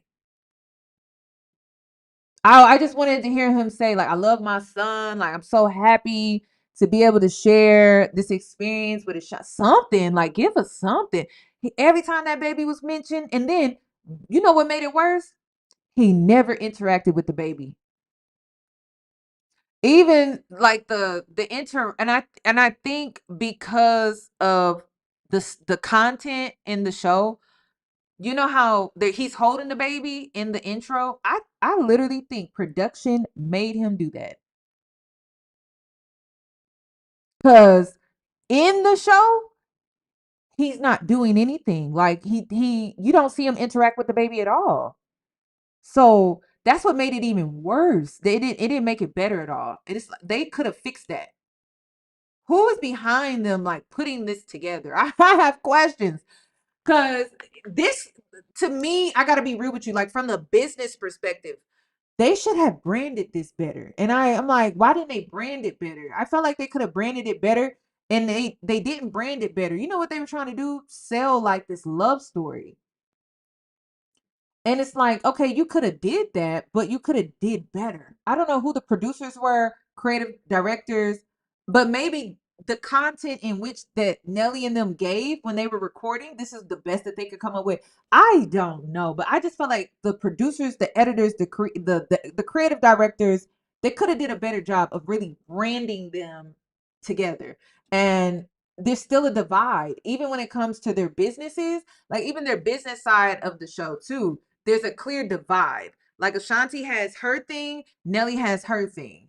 And then they do this show together. And it doesn't make sense because they're in opposition towards each other's brands, particularly Ashanti. Like Ashanti has this very polished image. And then Nelly has the opposite of that. And then the thing that rubbed me the wrong way was even when Ashanti performed the Star Spangled Banner at the Yankee Stadium, he wore Dodgers, like he had all Dodgers gear on. And it's like at every turn when it comes to Ashanti showing up professionally, he's always the opposition to her in some type of way. So like he couldn't just go to the Yankee Stadium and just support his wife for the opportunity in which that she had. He had to wear a full-blown Dodgers outfit and she's dressed in Yankees. It's like y'all are supposed to be a unit. So the vibe that I'm getting is very similar to DDG and Halle. Halle has this very polished image. DDG is the opposition of that. And it's like a lot. Well, one thing about Beyonce and Jay-Z is when they come out together, they are a unit. They are a team. It's Jay-Z and Beyonce. You get what I'm saying? It's Nelly and Ashanti's not giving that. It's giving, I have my brand and my image and you have yours. And it's like, that's not going to work in marriage. It's not going to work in marriage when you're a public image. I don't know who their producers are. I don't know. It's bad. Then another opposition was politics, which I'm about to get into. But this is so true, Lulu. I'll just say Lulu. But it's a lot of that going on too. The opposition is whatever Ashanti does, it's the opposite. And Nelly keeps choosing that. And he doesn't understand how that could have an effect on her career.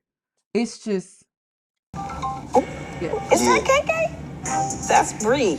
Oh, she sent the video. Terror. Now, this is another scene where he's having the same reaction. So I think he doesn't interact with the baby because it's just he has like some type of resentment towards the baby. I don't know. I'm like, damn. Okay, let's get into the Trump. Let's get into the Trump backlash. So a lot of people don't want to watch the show because he supported Trump.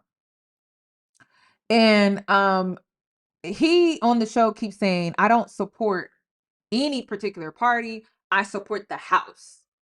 And I can see his point of view, but you have to understand that if you're supporting the house, that means you're supporting who's in the house. Period. And it's like Nelly just doesn't want to acknowledge that. He wants to hop around that. So he was a military brat. He grew up on the military base. So he feels like he has a right to perform and support the house no matter who's in the house. But then Ashanti, her grandfather was a part of the civil rights movement. So her opposition is you don't perform for that man.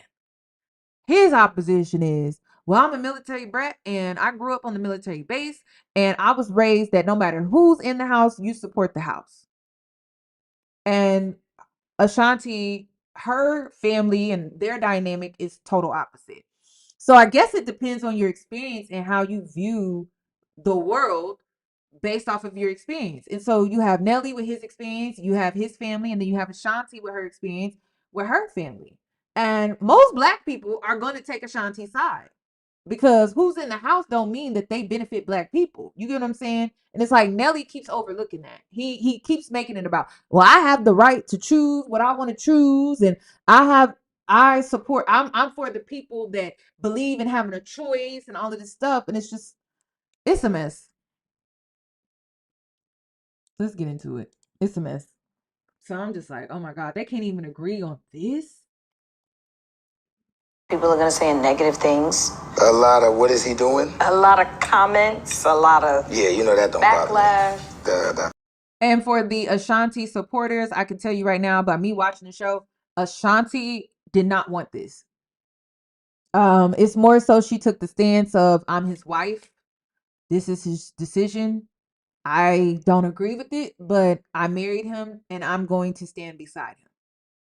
So she was not happy with this decision at all. So, and I respect how Ashanti handled it. I felt like she handled it the best way that she could, considering the choices that she made up until this point. I felt like she handled it the best way that she could. But anytime producers would sit her down in front of the green screen to have her ask questions about it, she would just, I don't want to talk about it because she doesn't want to publicly go against her husband. So that's another thing too about the laughing that you see. Ashanti doesn't want to go against her husband. She is old school. She truly believes that when you are in the public eye, you show a strong front. But that's the thing. It just seems like only Ashanti is doing that. It doesn't seem like Nelly is doing that. It seems like he is leaving that up to her at all times. So you see a woman always giving, you see a woman always stroking a male ego, and you don't see anything truly being reciprocated in return to her in any type of way. And one thing that was really bothering me was when it came to this Trump situation, he kept making it about, oh, this is a great opportunity for me. But he didn't consider Ashanti at all. He didn't even consider his son. He didn't really consider his family. He only considered himself. That's it. And that was a pretty consistent issue that I saw. Like, when are you ever going to consider your wife? Don't bother me. That don't bother me. What bothers me is if it's coming from people who say they about choice and not allowing me to make my choice.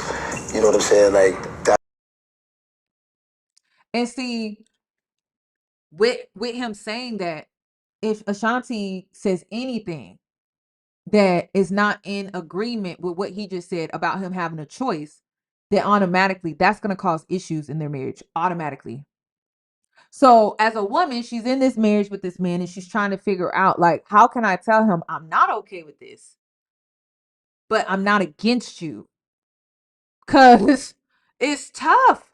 I'm not against you, but I'm not okay with this. And she doesn't want to do it in front of the cameras. That's another thing that I had a lot of respect for, was Ashanti was not going to do it in front of the cameras.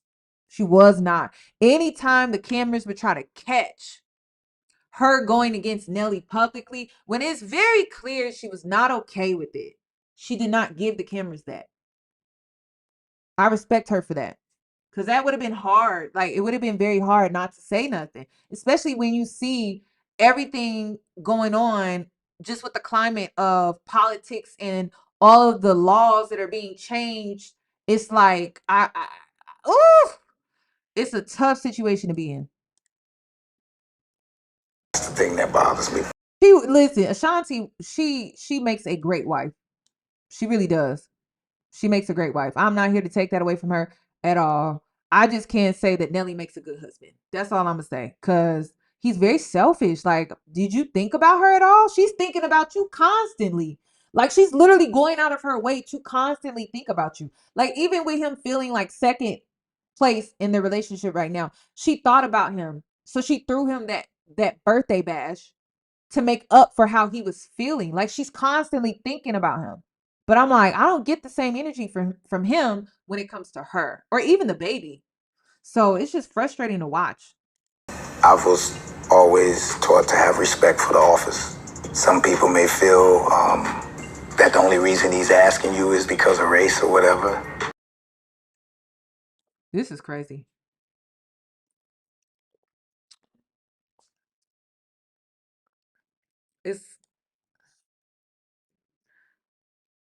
He don't, and then, like, this is another thing that I need Black people to understand. If he don't care about his wife, he don't care about us. If he don't care about his kids and how him performing would affect them, he don't care about us. Period. Because I believe that people have a choice too. I have choices. But when I care about somebody, I consider them when I'm making my choices and when I'm making my decisions. Same thing with the baby, right? Ashanti is talking to him about how I don't get how you can just sleep through him crying so loud, right? He only cares about himself. He didn't care about how Ashanti may have felt exhausted, overwhelmed, hearing a baby cry like that. Let me step up. Let me help her out. So there was like this consistent pattern, and y'all know how I am about patterns, where there's this consistent pattern with Nelly where he only centers himself. He does not center his family. And I'm very big on tradition. Like, part of tradition is, as a man, if you're going to lead your family, you center your family so that you can lead them. You don't center yourself. So I'm very big on patterns, and that's just one thing that I kept picking up with him. It didn't matter if it was the baby. It didn't matter if it was where they were going to live, St. Louis or New York. It didn't matter if it was the tour bus. It's like every turn where it's like, you need to be a man and be about your family. You keep making things about just yourself, and you're not thinking about how it impacts your wife and your child. And that was like a consistent thing with him. And it was very frustrating to watch. So, But then I would say to those people, well, are you for DEI or not? You all right?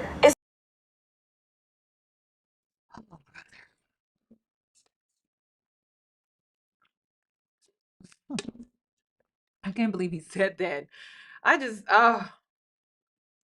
You know what? And then I see why Ashanti just refuses to say anything at all. Even when the producers asked her, do you want to comment? She's like, nope. She literally said, nope, that's a New Yorker. And you know a New Yorker got a lot to say. You know a New Yorker got a lot to say. If you know New Yorkers, you know they got a lot to say. And she didn't say nothing at all. And that said a lot. That spoke volumes for me. And we all knew that the reason why she wasn't saying anything as a New Yorker was because it went against her husband. That's it. That if she were to say something, she was going to say it, and it was going to go against her husband. So I don't know. I gained a level of respect for Ashanti. A lot of people probably are like, unpopular opinion, but it's true. Like, she's in a very tough spot. Big thing. You know what I mean? Right. I mean, it's It's just because of the times that we're living in, and everybody's just so opinionated. And that's why I think it is. Another thing too was in this show, what is it where you get a bump on your eye? Is it like a sty? Is it called sty? Is it where you get a bump on your eye? I could have sworn those things were caused by stress. But she said in the show that she got this bump on her eye because she accidentally sprayed deodorant in her eye. It's a sty. Is that caused by stress? Girl, because she kept blaming the deodorant. I'm like, girl, I think you stressed out.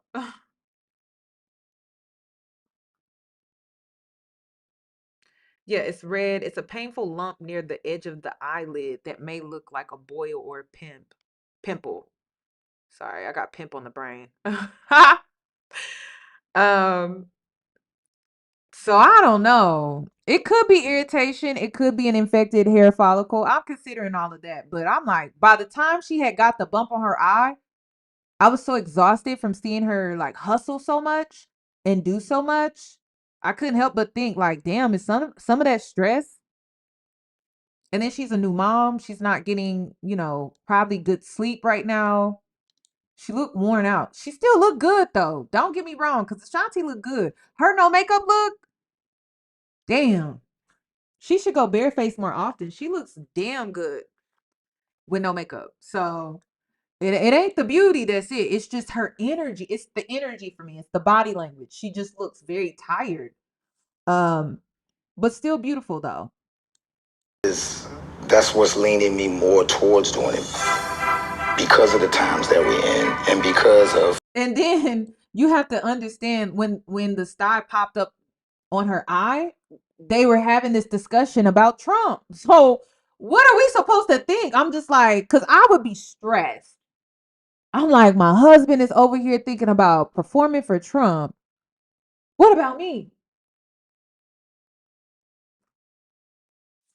And then she has this bump that just popped up on her eye. And then the next scene is about this whole Trump situation. If you look, she has it on her eye. Just look.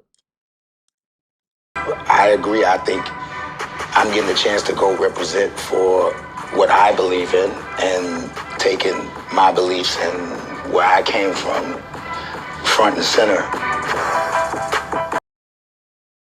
That's her eye messed up. And she's having this. Do you see what I mean? Are you? So I'm just like, this girl is stressed out. Why is everyone overlooking her body language? And that's the thing that like really frustrates me is it's crazy how a black woman can obviously wear her stress and her struggles, yet no one sees it or acknowledges it for what it really is. I'm just like, the woman is exhausted. She carries herself very well, but like energetically, like why is nobody picking up on like she could use some time off? She could use just a day where she's not really doing anything. She's just taking care of herself. There were just so many moments where I wanted her to just go sit down. I'm like that with my own mother. Like she's standing on her feet. I'm like, Mom, I got it. Like, go sit down. I'm one of those type of people. And so I'm just like picking up on her energy. And I'm like, she is so tired. She seems mentally, physically, and spiritually drained. So it was just weird. And then her mom, this is why I felt weird about like her mom being her manager. Her mother is constantly pushing her, but I'm like, as a mom, I'm like, why are you not like pushing her in a nurturing way to maybe rest? You're taking on a lot. Her mom at times would like push her to go more, go harder. I'm like, oh my God. I don't know, y'all. Y'all let me know what you think about that. And I get it. Her mom is her manager and she's thinking business and she's thinking about, oh, all of these opportunities. Cause I can only imagine the opportunities that have now been thrown at the both of them when it comes to them coming back together, right? They're getting a lot of opportunities, but there were moments where I wanted her mom to not be her manager. And I wanted her mom to be like, just take today off and just rest. and we'll talk later about business. There were just times where I wanted to see that from her. We didn't see it. She was just always like kind of talking her into getting this bag and this bag, get this bag, let's get this bag. And I'm like, damn. I mean, I haven't decided yet, but I'm not deciding not to.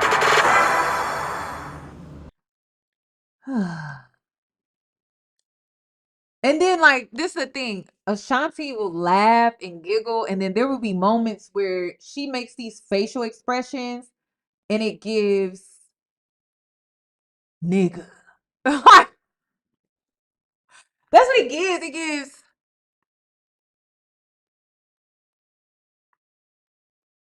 But she just don't say nothing. So I don't know. It's a lot of that. It's like, really? Her mom worked 3 jobs at one point, and I get that. Her mom is a very hard worker. So, but man, I feel like she's working her into the ground. Okay, then he agrees to it. This is after he performs for Trump, right? Some talk. Yeah, just people's comments, and it's crazy because How do you feel? Because I didn't expect you to come under fire, so to speak, right. but You didn't think it was going to be that much? Girl, y'all, the internet, y'all went in on them to the point I didn't even keep up with everything. I didn't know it was that bad, but it was bad. It was bad. It was bad. I was like, oh, okay. Somebody was like, what a legacy to leave your newborn. The internet was going in. I didn't expect the evilness just in some He said he didn't expect the evilness. of the comments for you and even KK. You're like, yo, he's not even old enough to vote.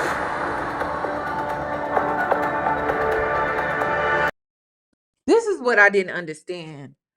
Ashanti was literally throwing hints that this is a big deal. And again, the scene where they talked about it, you could tell they had a conversation off camera first. And basically, Ashanti already knew what decision he was going to make, and they just let it play out a certain type of way on camera. But like, I don't know how the setup was, but you could tell that she already knew that he most likely was going to take it. And then when the cameras were around, he was negotiating the deal and then decided to announce that he was going to take it while they were recording the show. But I think when he was considering things, he had already talked to Ashanti about it. And she was already at a point where she most likely knew that he was going to take it, but it hadn't been confirmed yet. And it was almost like when the cameras were on, that's when he actually confirmed that he was going to take it. But you could tell when they were just in the negotiation stage, she already knew about it. And she already knew that he kept going back and forth about it. So she just kind of was just like, I already know what decision he's going to make. And there's nothing I can really do about it unless I want to go against my husband. So it's a mess. It's interesting, to say the least. It's hard. It's hard because you be wanting to scream, how did I get the blame? Okay, you want to shoot it. Now I have to ask my subscribers, okay, do you think Nelly should have known up front that they were going to receive backlash, that him and Ashanti were going to receive backlash? Like, why is he so surprised that Ashanti got backlash?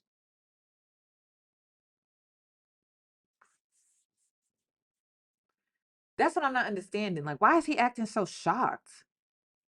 Anybody else? That's what I'm not understanding. Like, why is he so shocked about that? He should have known. And I think that's the frustrating part when it comes to Ashanti too, especially when it comes to this scene. It's like, how do you not know that it wasn't going to be this big of a deal? It was a huge deal. Me, fine. I'm way thick-skinned. It doesn't matter. But when you go and have comments about my wife or my children or any of my family, that hurts. And let's be clear, like, everybody in my family did not agree with what I was doing, but they respected it.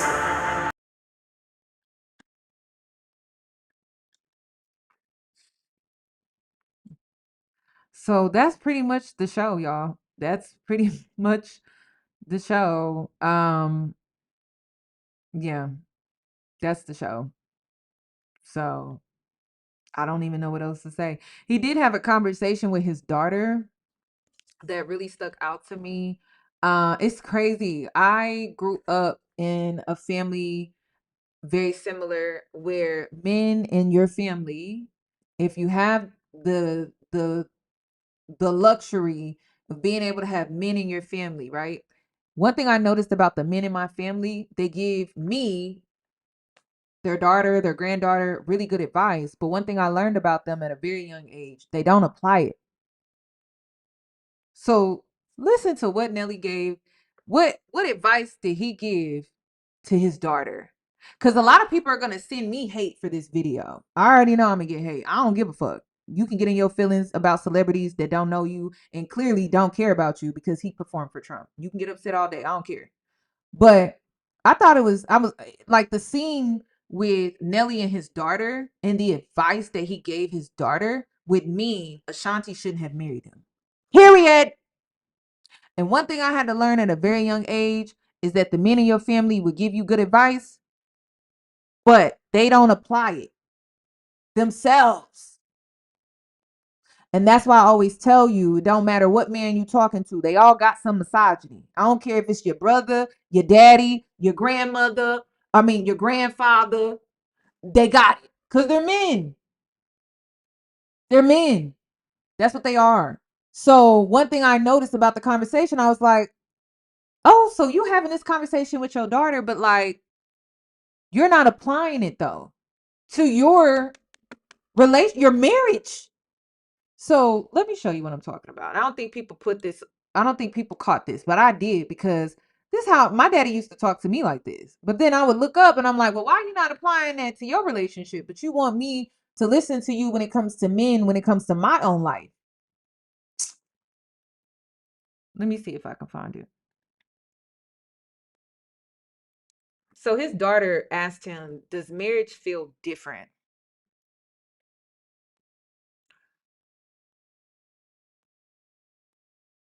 Let me see. There's two different. Amazingly. Okay. Hold on, because it's wait, is it that one? Oh, wait. Here we go. Just like an official headline of it. Hold on. That's not it. Hold on. I don't want to do that one first because I feel like that's more for women to hear. But this one, I just want y'all to see what men need to understand is you out here giving advice to your daughters, your sisters, your female friends, and but then you don't take the advice yourself. It's just not. It's hard to respect sometimes. Man, yeah. You said I. Because I understand you're doing it from a place of love, but then like, what is there to respect if you don't apply it yourself? Like, it just does not make any sense to me. Okay, so here it goes. He's having this conversation with his daughter. He gives great advice. He gives great advice to his daughter, but doesn't seem to apply it for himself. We riding this out like this is to the end, and Sound good. this is what this looks like. Sound good. Do you know the expenses? Who's paying for what? Where do y'all live? Do y'all live together? That's very possible, but it's still, you still have an option to pack that shit up and go. Nana wants to do a lot of things. That's the beautiful thing about my baby. This is crazy.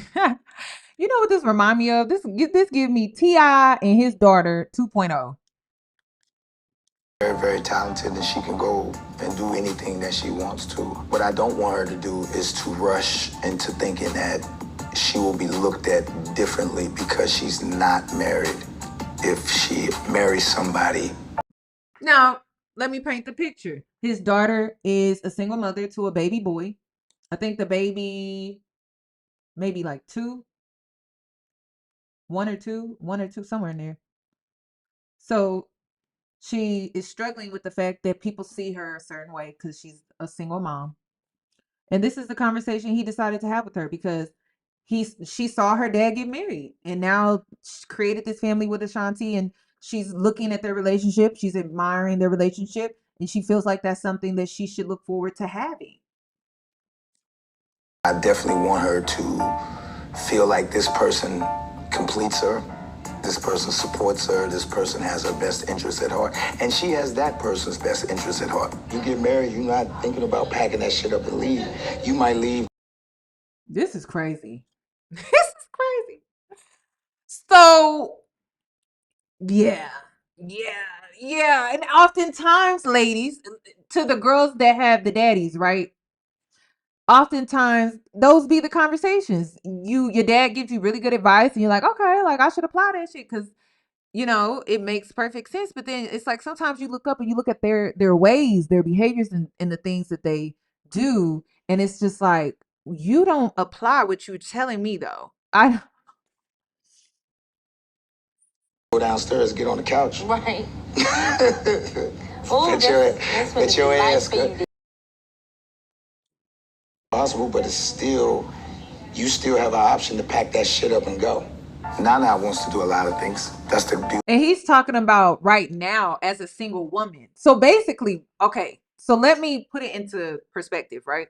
He's saying where she is right now, she's a single mother, she has one child, and she is struggling with the fact that she is being perceived a certain way because she's a single mom with one child. And she's telling her, like, right now, you're making it seem, you're making this getting married thing like this big deal, like it's something that you have to have, it's something that you have to do, right? And so she is asking her dad, like trying to seek advice about just marriage, like she's asking him questions about marriage. And so he's answering those questions, but it's like, he was like, basically, you have freedom. You can pick up and leave. But when you're married, it's different. So if y'all get into it or y'all not seeing eye to eye, you can get upset. You can leave and go downstairs and sleep on the couch. But he's basically saying when you're married, that's what that looks like. When you're single, you can actually pick up your shit and leave and not look back and not come and not have to deal with that person again. But in marriage, you leaving, you going downstairs, right? I'll see you in the morning. All right. That's what he's saying. So he's basically saying you are trying to make it seem like marriage is like this thing that you need when really you're not doing bad being a single mom. That's what he's saying, because you have the ability to pick up and go if something is not working for you. And you want to be, if you do decide to get married, you want to be in a relationship where a man truly cares about you, he supports you, he's putting you first, et cetera, et cetera, et cetera. So he's giving her all of this advice, and it's just like, why are you not doing that in your relationship with Ashanti? It's crazy. Possible, but it's still, you still have an option to pack that shit up and go. Nana wants to do a lot. So he was telling her that marriage is possible, but right now you're in a position where you have the ability to pack up that stuff and go. So I don't know what his daughter's relationship is like with her child's father. We didn't really see much of that. We kind of got like a very basic interaction between the two of them, but you could tell like she is admiring the relationship in marriage that her dad has with Ashanti, and she wants that for herself. That's all this is. But he's wanting her to think more realistically about how the position that she's in is not really necessarily bad. And it's almost like she wants to force marriage because she feels like that's going to put her in a better position. And he's like telling her, is marriage is not easy. Like it's not all, you could just pick up your stuff and just leave. It's like when y'all get into it, y'all get mad, y'all have a disagreement. You can't leave. You can go downstairs on the couch, but you have to deal with that person the next day because that's marriage. So that's what he's telling her. He's giving her really good advice. Things. That's the beautiful thing about my baby. She's very, very talented, and she can go and do anything that she wants to. What I don't want her to do is to rush into thinking that she will be looked at differently because she's not married. If she marries somebody, I definitely want her to feel like this person completes her, this person supports her, this person has her best interest at heart. And how did Nelly and Ashanti spin the block? Ashanti was what, 41, single, child free, and the internet and the black community gave her a hard time for that. Let's pull up what Ashanti was out here looking like when she was in her singlehood, because I need y'all to remember what Ashanti was out here living her best life. Let me see.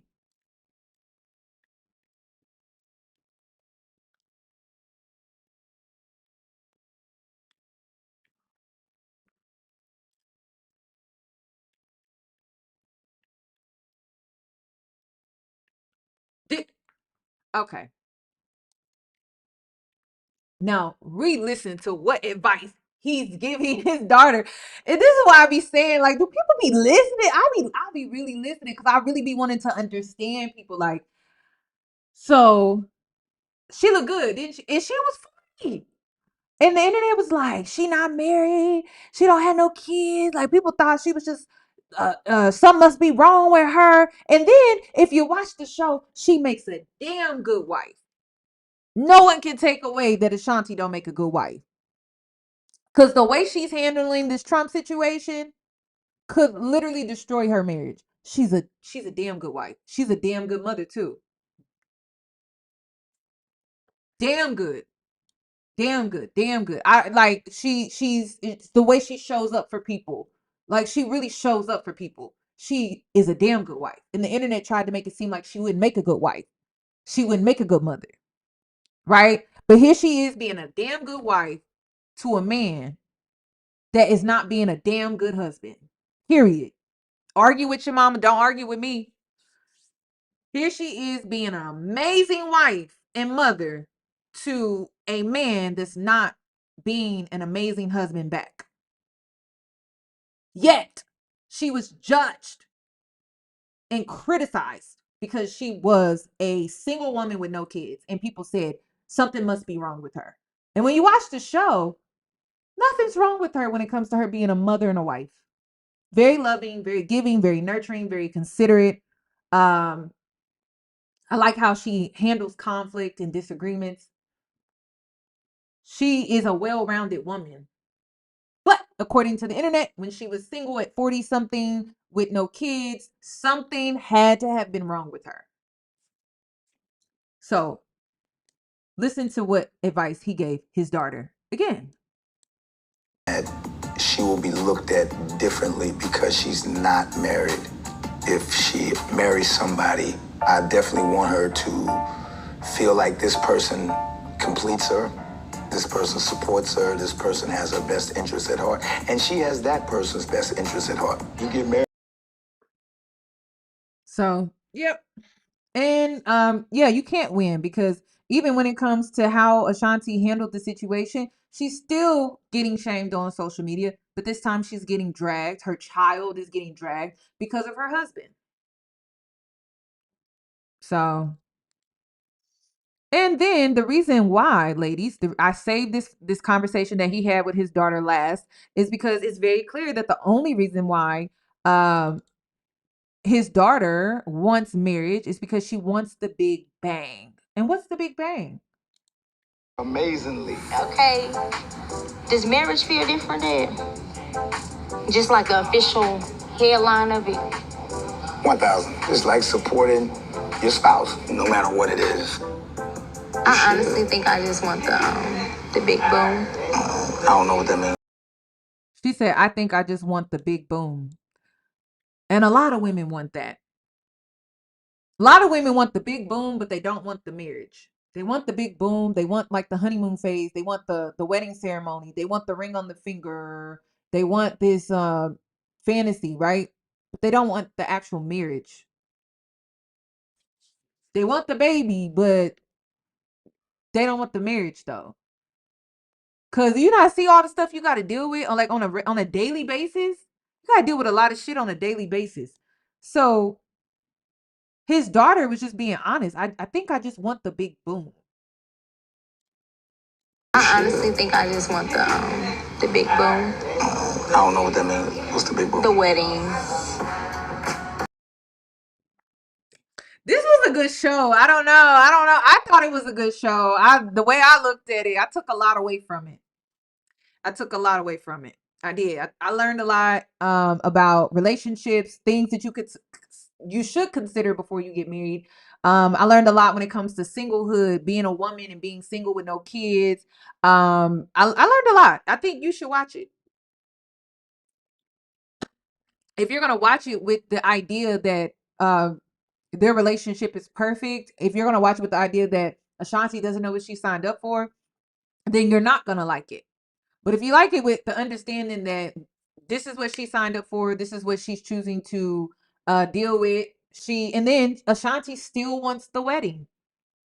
That's another thing. So there was conversation about a second baby. There was conversations about how she still wants to have a wedding ceremony, and Nelly has agreed to that as well. So it's going to be interesting. But yeah. Well, that's not good. That's not good because you could throw yourself a party then and come out a lot cheaper. Now listen, this is what's so crazy, right? What if Ashanti took Nelly's advice? Yeah, it's crazy. You know, life is so interesting to me. That's really it. That's all I wanted to really say.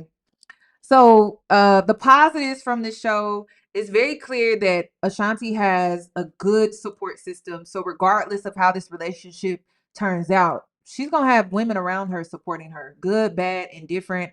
Um, Another thing too is I love the family that Ashanti has. I love the family dynamic that even Nelly has. He's taking care of his sister's kids. She passed a few years back. They're grown now. He's also taking care of his daughter that you see in this video. Um, they somewhat grew up together because he had her when he was just like 17 or something like that. So it's not all bad. It's not all bad, but the parts that are bad are pretty bad. And the parts that are bad have the ability to destroy this relationship. My concern is Ashanti's health. Like, I got to be honest with you. A lot of times when I see women in marriages like this, particularly Black women in marriages like this, their health declines, and it declines rapidly. And that's something that a lot of people are wanting to overlook. I feel like she's taking on a lot, and I don't feel like the people around her telling her to kind of like take it slower, or take a load off, rest a little bit. You don't have to get to it right now.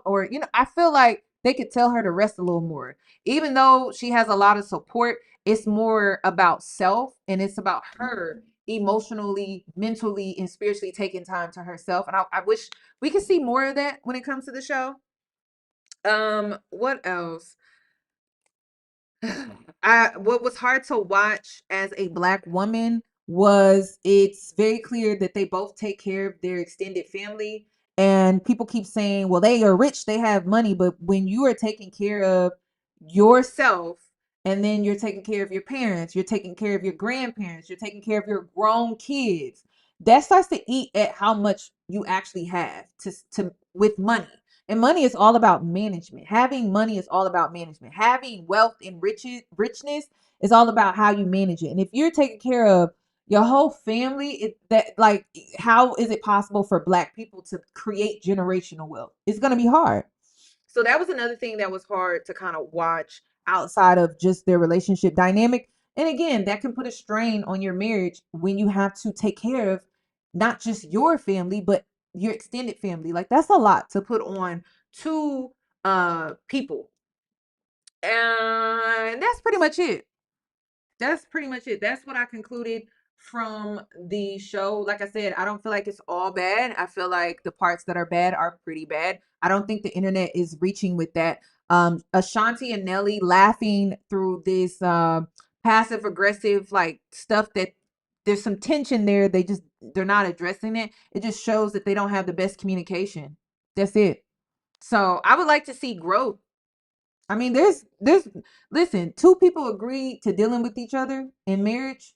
I would like to see growth. I think that's the most positive thing that I can take away from the show, is this is where they are. They decided to spin the block. Okay. This is just season 1. I would like to see growth. I would like to see if they could come up from this, because I don't feel like this is the place that they should stay. And I will say that my biggest red flag when it comes to Nelly is that he's not thinking like, I'm a family man. He's still thinking like he's a single man. And it's so weird because he takes care of his extended family. But then when it comes to Ashanti and the baby, it's like he does not consider them at all. That's what I'm not understanding. Like, I don't know. And maybe it's because when he takes care of his family, they're used to just agreeing with him a lot because, well, he's paying for this and he's paying for that. So they just always agree with every little thing that he do. But when it comes to Ashanti and the new baby, it's like there's a different approach that he has to take.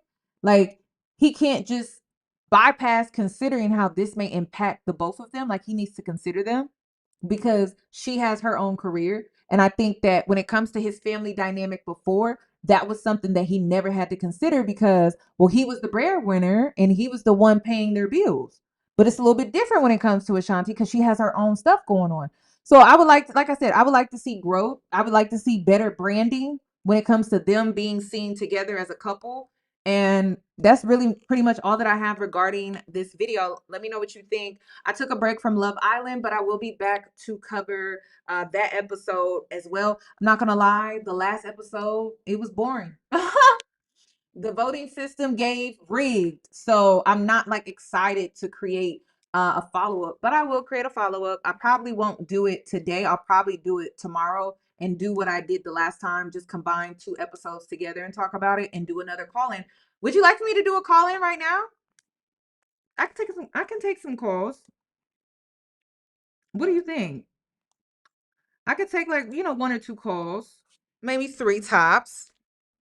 What do you think? Call in. Call in, call in, call in.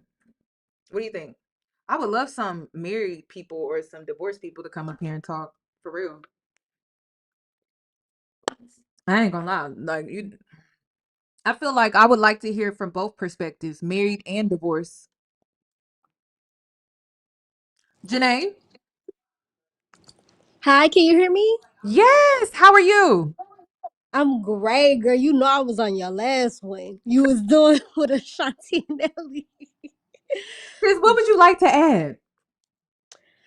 You have really changed my perspective. Like I haven't even watched the show, and people are just pointing out these red flags, and I just think Ashanti jumped in too soon with him. Like she didn't even wait to see if he had changed. Mm-hmm. She was literally in a whole relationship before Nelly, and it's like she dropped him for Nelly. And so she just done sacrificed her peace and singleness for this man. And I just don't think he has matured at all. I I know. think I'm gonna watch it still. It was actually shocking because I wanted to see the growth. Um, I feel like Ashanti is an amazing wife. I feel like she's Hmm. an amazing mom. She's very nurturing, very attentive. For her to be so career driven, I feel like she's doing an amazing job showing up for her family and everything. But I'm just shocked that Nelly is just not giving what she's giving, and I wanted to see more equal give and take, and I just don't think that we are getting that. Yeah, I think I'm gonna stick with she never healed from him at all. There was no growth within her because, like you said, she wouldn't even been attracted to him anymore, and Yeah. what he is giving her. So there was no healing there, Mhm. and she done traded her singleness in for this lifestyle that society glamorizes, not Mhm. even realizing that there's really things that go on behind the scenes of just a pretty maternity shoot, Oh, and trying to sell this glamorous love reunion. That's yeah. what they've sold us, and it's really not that glamorous. They really could have did without the show. Oh, yeah. And she decided to just do away with Nelly. She done put herself in the single motherhood pool. And I hate that for her because he just using her for a come up, to be honest. He saw she was still looking good. Do have a She question though, because I mm-hmm, know after watching the show, I don't feel like her dynamic gives single mother but married. And the reason is because Ashanti does have a lot of help from her family. And that was mm-hmm. one thing that I did notice. I'm like, damn, she does. Like, she has a full blown support system that a lot of women that are even married single mothers don't have. And I think that that's important for me to touch on because, oh, we lost her because I don't feel like that's being shown. I don't feel like that's being shown. Ashanti has a really good support system. So I don't want people to feel like she has to do it all in this marriage. She has a lot of help, but it's the emotional and in physical and energetic support that she does not have for me. And I feel like your partner is supposed to come in and help you with that. Okay, Janae. Janae, are you there? Somebody called me. I'm Oh, so okay. sorry. I was like, dang, did I offend her? Like, where did she go? No, no, you pointed out some good stuff. See, if you got a village and stuff, I don't say you single either. That's a good take. But Yeah, it's when you don't have a village that you shouldn't yeah, have had to chat. You don't have a village. yeah. So she has a really, and she has a strong village too. So it's not even, and when I say strong, like she has a lot of women around her that are experienced in motherhood, they're experienced in being a wife. So I feel like she has a very good support system, which is why it's not as bad as it could be, and that's why I'm saying it's not all bad, but there are some bad parts, and the bad parts are very destructive, but it's more so on Nelly's end because a lot of the issues that are occurring has to do with him self-sabotaging. That's what I'm getting. Exactly. And I'm into spirituality. I think he's just a karmic soulmate. This must be like a lustful connection for her that she has tried to make into a person who's really supposed to be in her life. I And agree. I just feel like she's gonna keep on learning these lessons that they're really not for each other. And Mm. just looking at their interviews, he said that she had already let me hit as soon as I called her to come to Vegas type shit. So I'm like, okay, girl, what? Oh my God, I did not know that. That's crazy. Yeah, he Well, said that before, on the club. He did say, I hit it before anything. She had already let me hit. oh my goodness. So I see that was the goal for him. He was trying to get back into her sexual space, and she's thinking that this is love when it's lust. Mm, I can see that. Well, thank you, Janae, for calling up here and giving your opinion. I really do appreciate it. I'm gonna take another caller, okay? Okay, thank you. Okay. Uh, there's a girl. I don't know. Someone. I don't know if you joking or if you playing. Is your name really Ashanti? Caller. Yeah, yeah. My name is really Ashanti. Oh, it's Ashanti. Okay. So, I was like, are they trolling? Okay. What would you like to add? okay, so I don't have my camera on. It's on, but I have it face down. So, It's first of all, I want to say, hi, Yanni. How are you doing? good. How are you? Um, I'm good. I'm good. Yes, my name is Ashanti. Really, Ashanti. Like, I'm 46 years old. Okay. So, when I was named Ashanti, it was not a common name.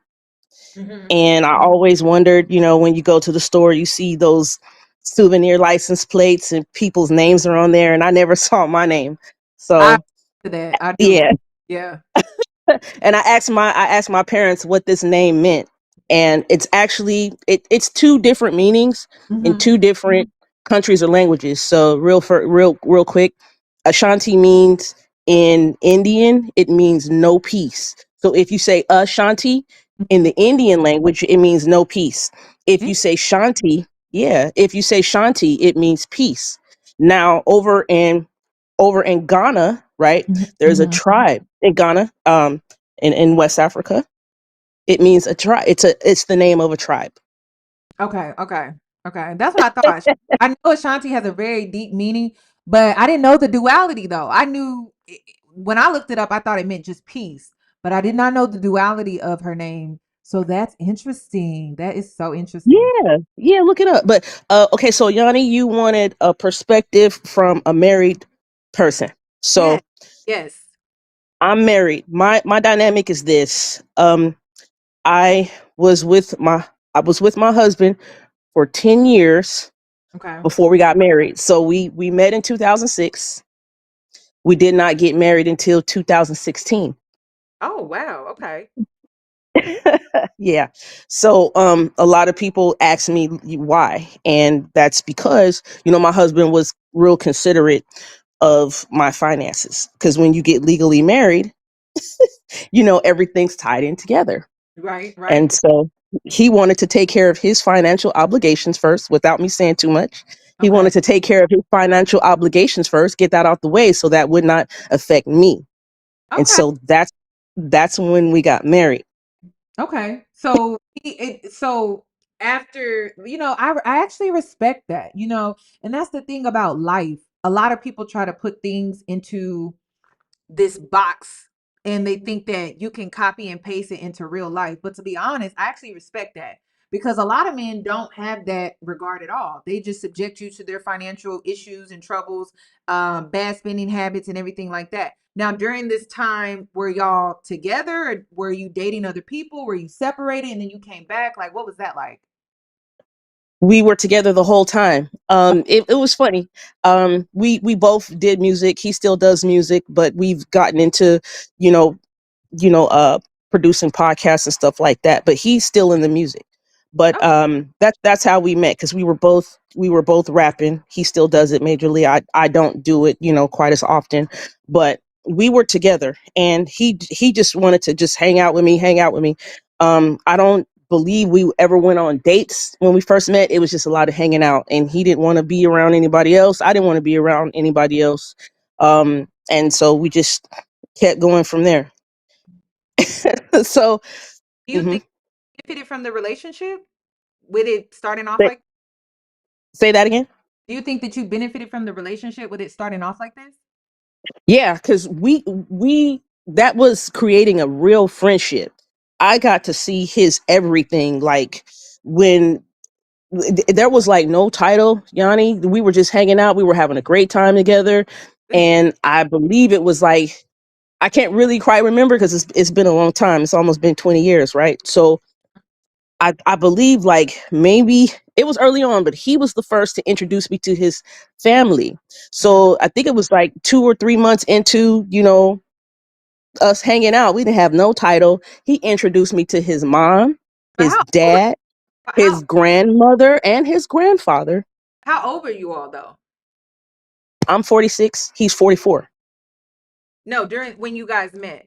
Oh, when we met, okay, so I was, how was I?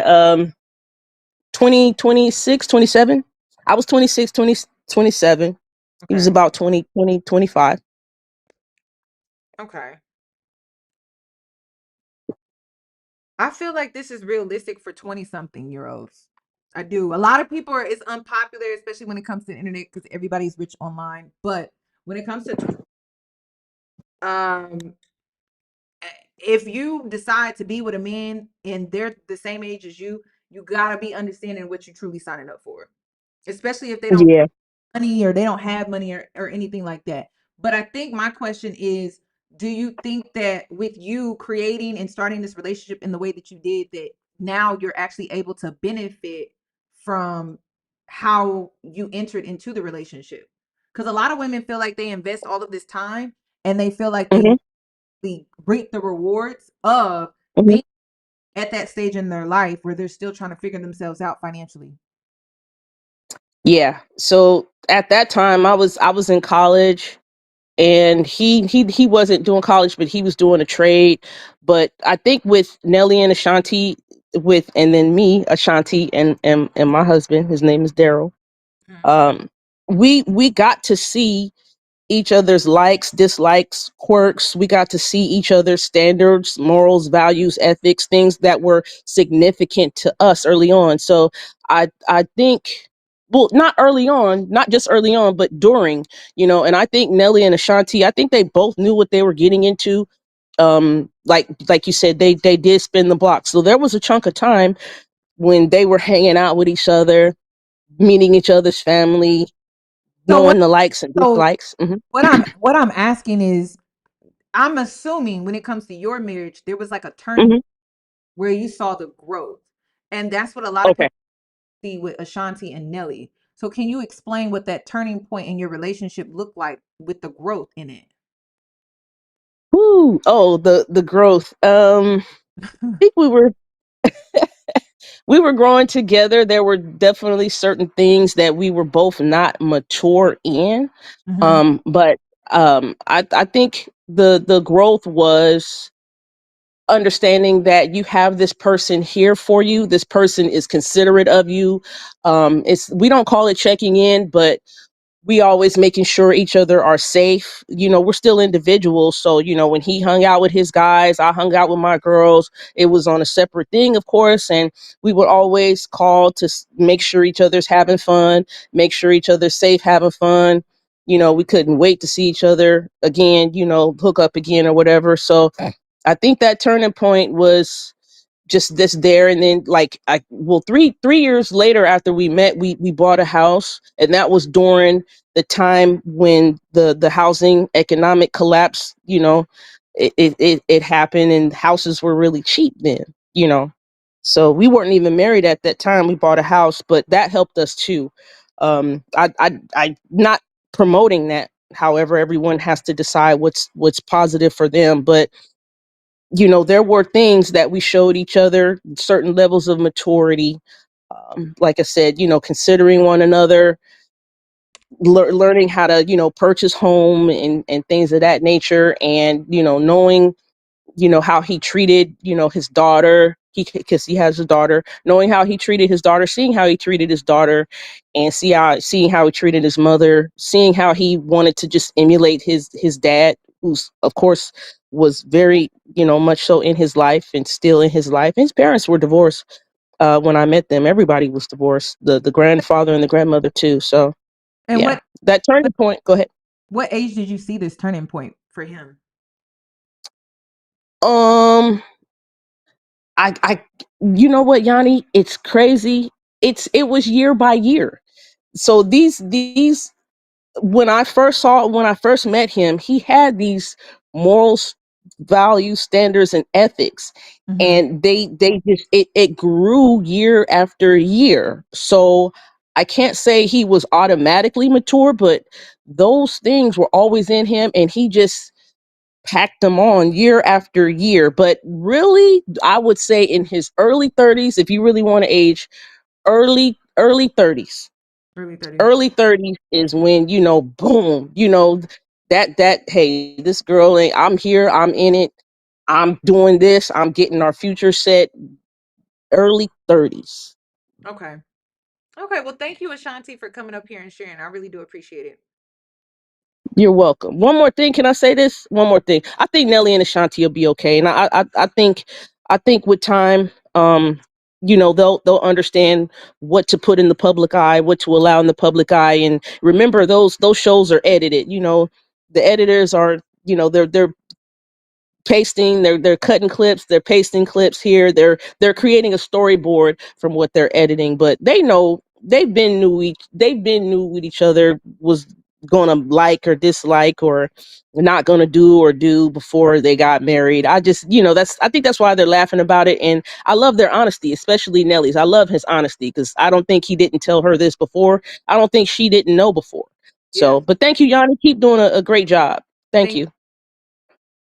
I agree with that. That when you watch the show, I don't think that any of the things that Nelly was saying is a shock. Like a lot of women are wanting to run with this narrative on social media that she didn't know. She knows, she's aware. It's just, I don't think women want her to accept the things that she's aware of. I think that's more of it. Um, the editing, though, one thing I noticed about the show that I would have to say I don't necessarily agree with is that Ashanti is heavily involved when it comes to this show. And that's one thing that I picked up on, because when it comes to showing the baby on the show, she does not want the baby to be shown. She told the producers, hey, you can show from the neck down, or you can show from the chest down. It's really from the chest down. So you can see his hands, you can see his feet, but you can't really see anything beyond that. And anytime the baby's on the screen, they kind of blur his face out. So she's heavily involved, which was why I was kind of shocked that some of the stuff made it into the edited version of the show. So that's the only part I would have to say. I don't know. I don't necessarily agree with. I think the producers came up with the best that they could with what they put out, I think. Okay. So next caller, what would you like to add? Hi, can you hear me? Yes. Okay, so it appears to me that Nelly feels he compromised and gave Ashanti marriage and a baby, so he's not compromising on anything else. To Mm, me, it comes off like, well, I gave you marriage and a baby. And I hear him say in the show a lot of what he's not going to do. And for the most part, Ashanti is making most of the compromises in the relationship. Yeah. Mm-hmm. Also, did anybody find it weird that her sister was not on the show? They used to be really close. I forgot I about know this is a little bit of age difference, but I thought it was kind of weird that she wasn't on the show. Well, I don't know if y'all have seen that video of her on that treadmill. They have two totally different mindsets Gotcha. because Ashanti's sister has my mindset. So that's all I'm gonna say. And when I say like unwilling to settle just for anything, just to have a baby and to have a family, she has my mindset. And um so I don't know if that's maybe why she's not on the show. She doesn't see eye to eye. She doesn't see eye to eye with her sister with her relationship. That could be it. I don't want to put that in there, but that's one thing I did pick up. I don't know if people have seen this video of Ashanti's sister on the treadmill. Did you see that? No. Oh, But you. that would make sense because she put up a cryptic post, I think, when they initially got back together or got married, and people were assuming it was about Ashanti, but she didn't really name any names, but it was along the lines of like not settling or something like that. I Yes. think Shade Room posted it. And also a little bit of a background story. Her sister went through domestic violence. Yes. So I don't know if that has something to do with it. Um Let me see if I can find the video. So her sister has been through a lot with relationships and just men. I also think it has a lot to do with just her experiences. I'm gonna see if I can pull it up though. But was there something else that you wanted to add as I'm pulling that up? Yes. Not trying to be messy, and I know a lot of people don't like Tasha K. But allegedly, Nelly had a baby 4 years ago by this life coach lady based in Atlanta. Her name is Shayna Bianca or something like that on Instagram.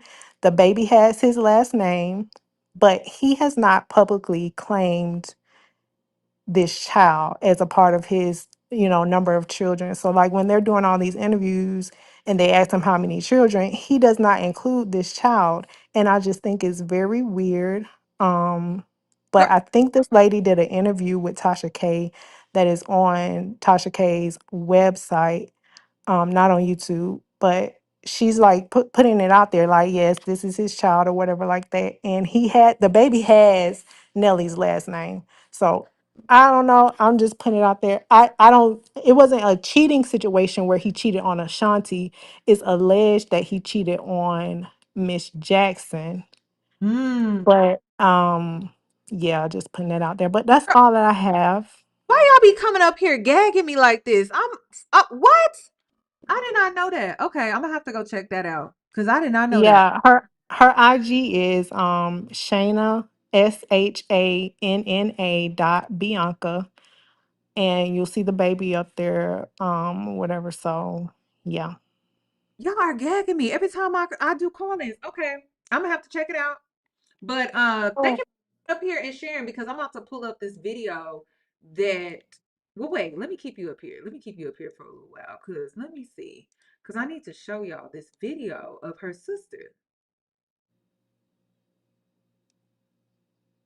Okay, here it is. Okay, let me show my screen. Hopefully, okay, don't go anywhere because you may come off the screen, but I'm gonna put you back on the screen. So just 1 second. okay.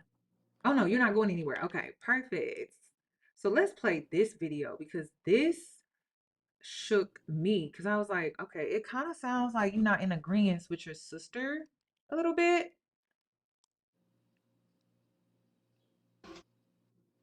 I think that it is in the cards for me, but I've worked too hard to settle. I've worked too hard to settle just for anything and anybody. I was born with a very great responsibility in breaking a lot of curses within my bloodline. And I have a duty, a responsibility, not only for my ancestors, but my descendants.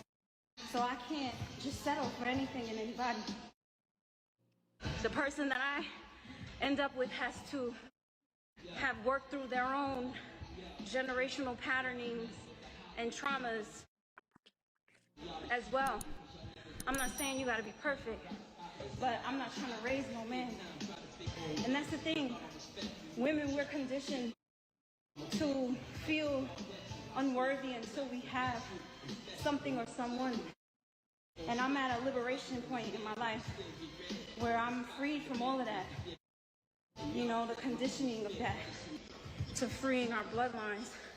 So we can't settle when it comes to relationships. But when you think about it, your partner plays a major role in your life.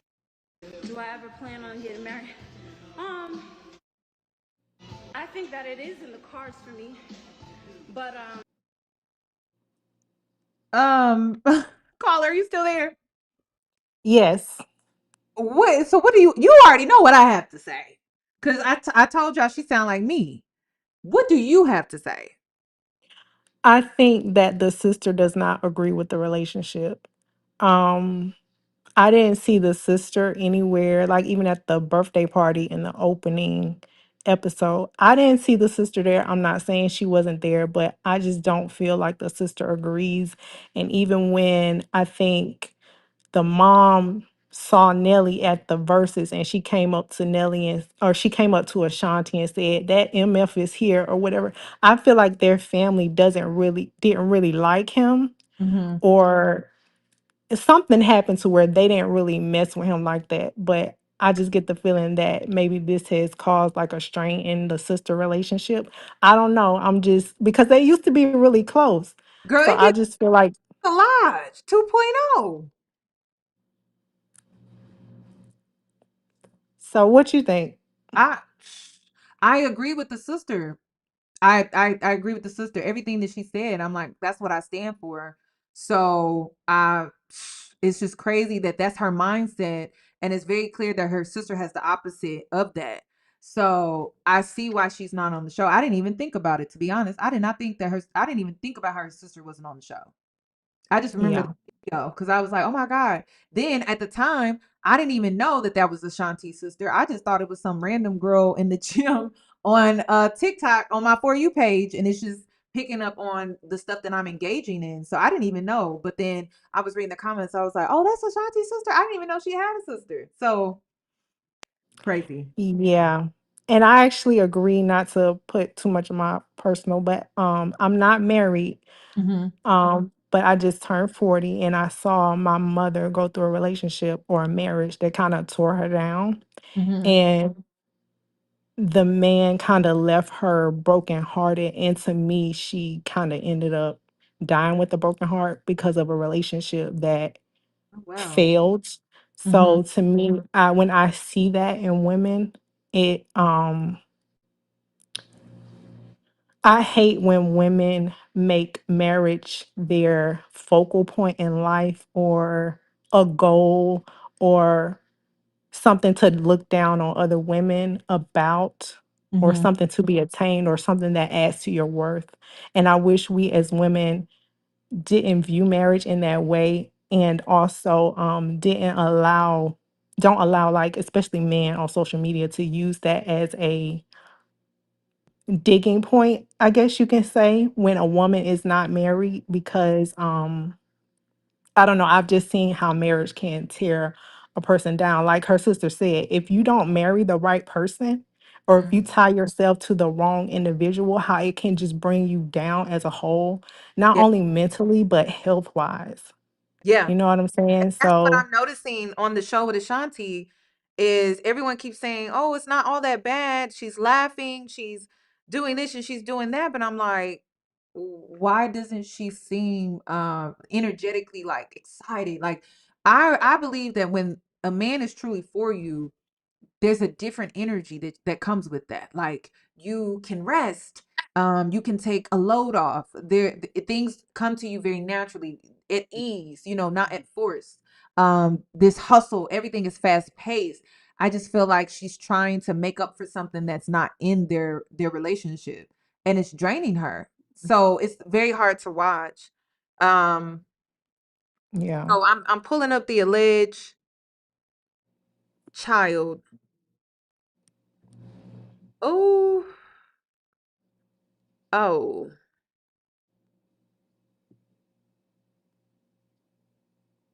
Oof. Um,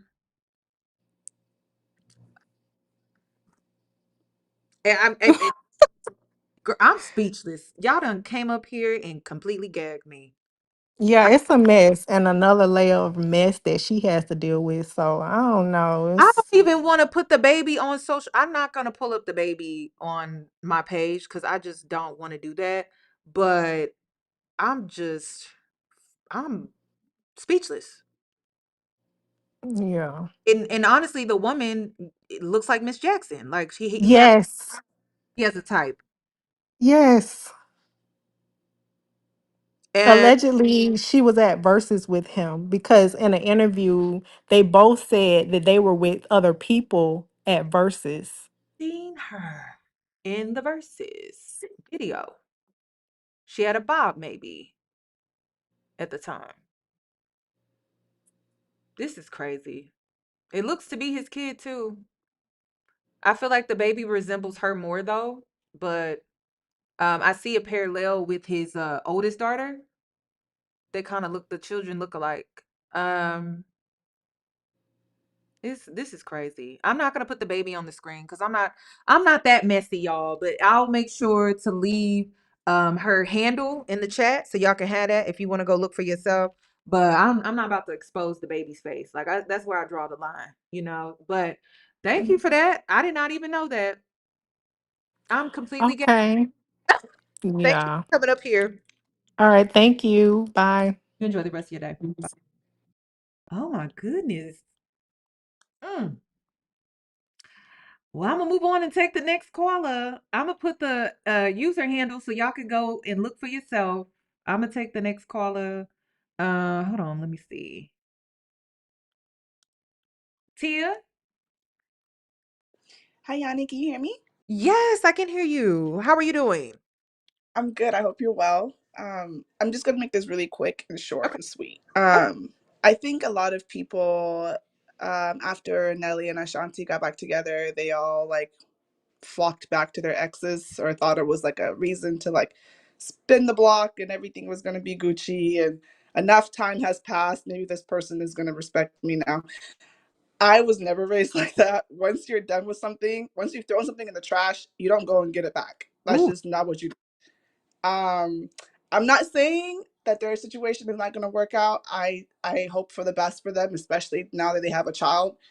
But I think like at least my generation, because I'm 25, I think like a lot of us were looking at their situation and being like, oh, like I could probably do this too, and forgot to remember we're not Ashanti and we're not a Nelly and we don't have right. Ashanti money and we don't have Nelly money. So Girl, it's very but different. wait. We don't have her support system because Ashanti got a damn good support system around her. I will give her that. Exactly. We do. That part. I think a prime example of that, I'm not saying they based their situation off of Nelly and Ashanti, but like Coyle Ray, how she went back to her ex and ended up with a baby and then ended up left. I think it was a really unfortunate situation. And I think that situation, in a way, I'm kind of glad that it happened to show my generation. Like, just because you spin the block doesn't mean like this person is going to be, this is your person, or like this is like you, or whatever the situation is. Like I said, I've never been raised like that. Once you discard something, you don't go back and get it. And there's reasons why that thing is no longer the same thing as it was. People can live and learn and grow up and mature, but it doesn't mean that person is still going to be for you and in the future, just because you were a lesson in their past. But I just wanted to say that real quick, like, I wish them all the best, but I just think Yeah. like as people looking in, I Right. think that we need to realize this is not always something that's going to work out. Right. And I think that's important because there are a lot of red flags. And I think that with them bringing the relationship onto social media and creating this reality show, it's kind of like influencing people to maybe spin the block. And there are just so many things that we're seeing that I don't feel like the internet is making, like, reaching with. There's solid reasons why you should not spin the block. First of all, it just seems like they entered right into the cycle that they left off when it came to their breakup. Meaning all the same issues and problems that they had before are still there. And it seems like they're still struggling with those things. And if you're considering spinning the block, keep in mind what those things were that made you disconnect from that person, and think about how that will be the same reoccurring issues or issue that you have with them that may not be resolved. And if it wasn't resolved then it probably is not going to be resolved now. And I think that's the most important part about this whole dynamic. Like, again, Ashanti, at the end of the day, she seems to know what she has gotten herself into. She has a great support system. But do you? So that's what I'm saying. I think that's the most important part. I'm not encouraging this at all because I see too many red flags. And a lot of people keep talking about, well, I hope she has a prenup. I hope she has a prenup. I do too, because for her to work from a teenager to now and to risk everything that she worked so hard for just so she can say she has a man in this beautiful life. Honestly, I think she would have been better off going to the sperm bank like Because Evan Williams did. I completely understand. Agree with where you're coming from too, as well, Yanni. And I also wanted to say one last thing about like the ages.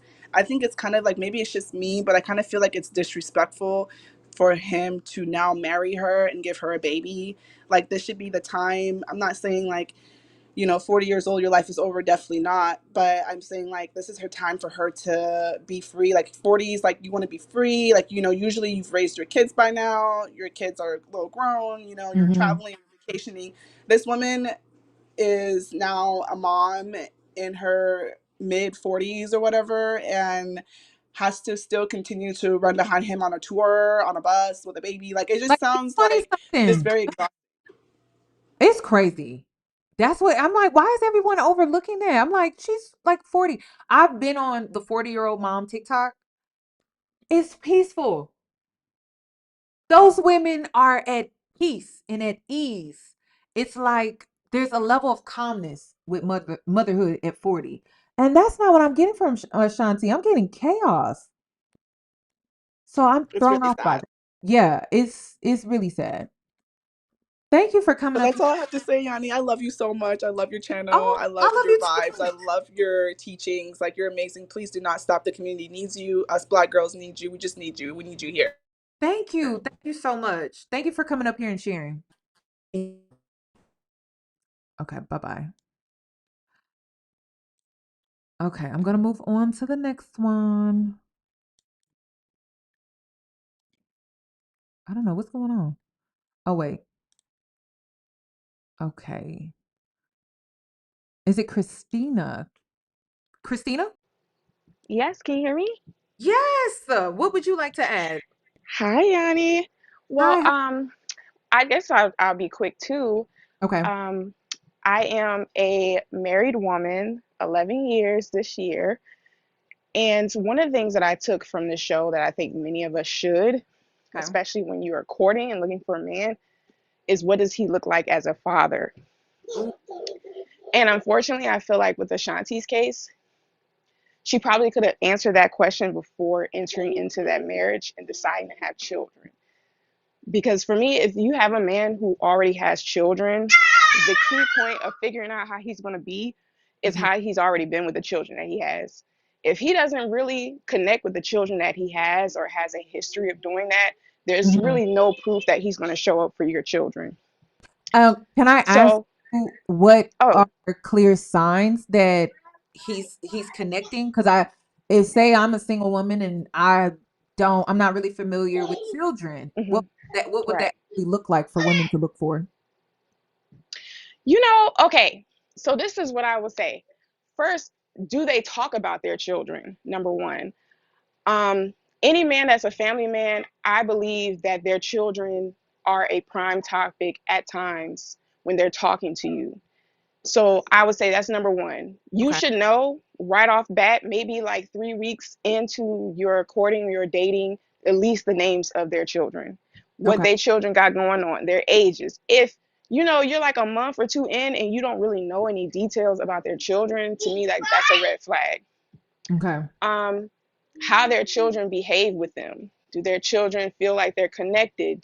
Are they joyful? Are they excited to see their parents? Are they excited to see their father? Because y'all know, y'all have seen men pick up their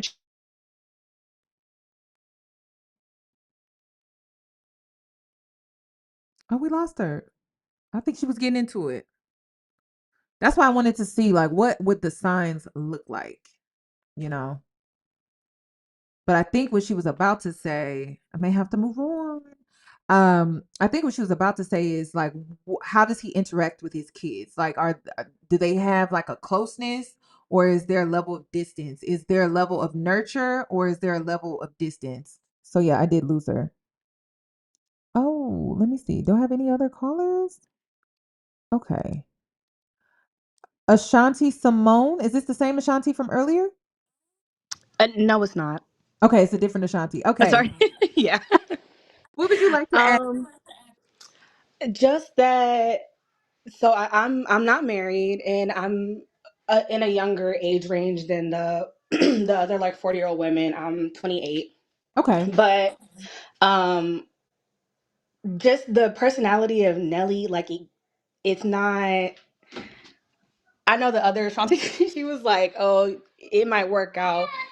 Dudes that have like substance issues or I guess discipline issues, that's the basis of it. Like the gambling addiction, the drug addiction. I I have a child. The father of my child struggled with that. There was no way to overcome it.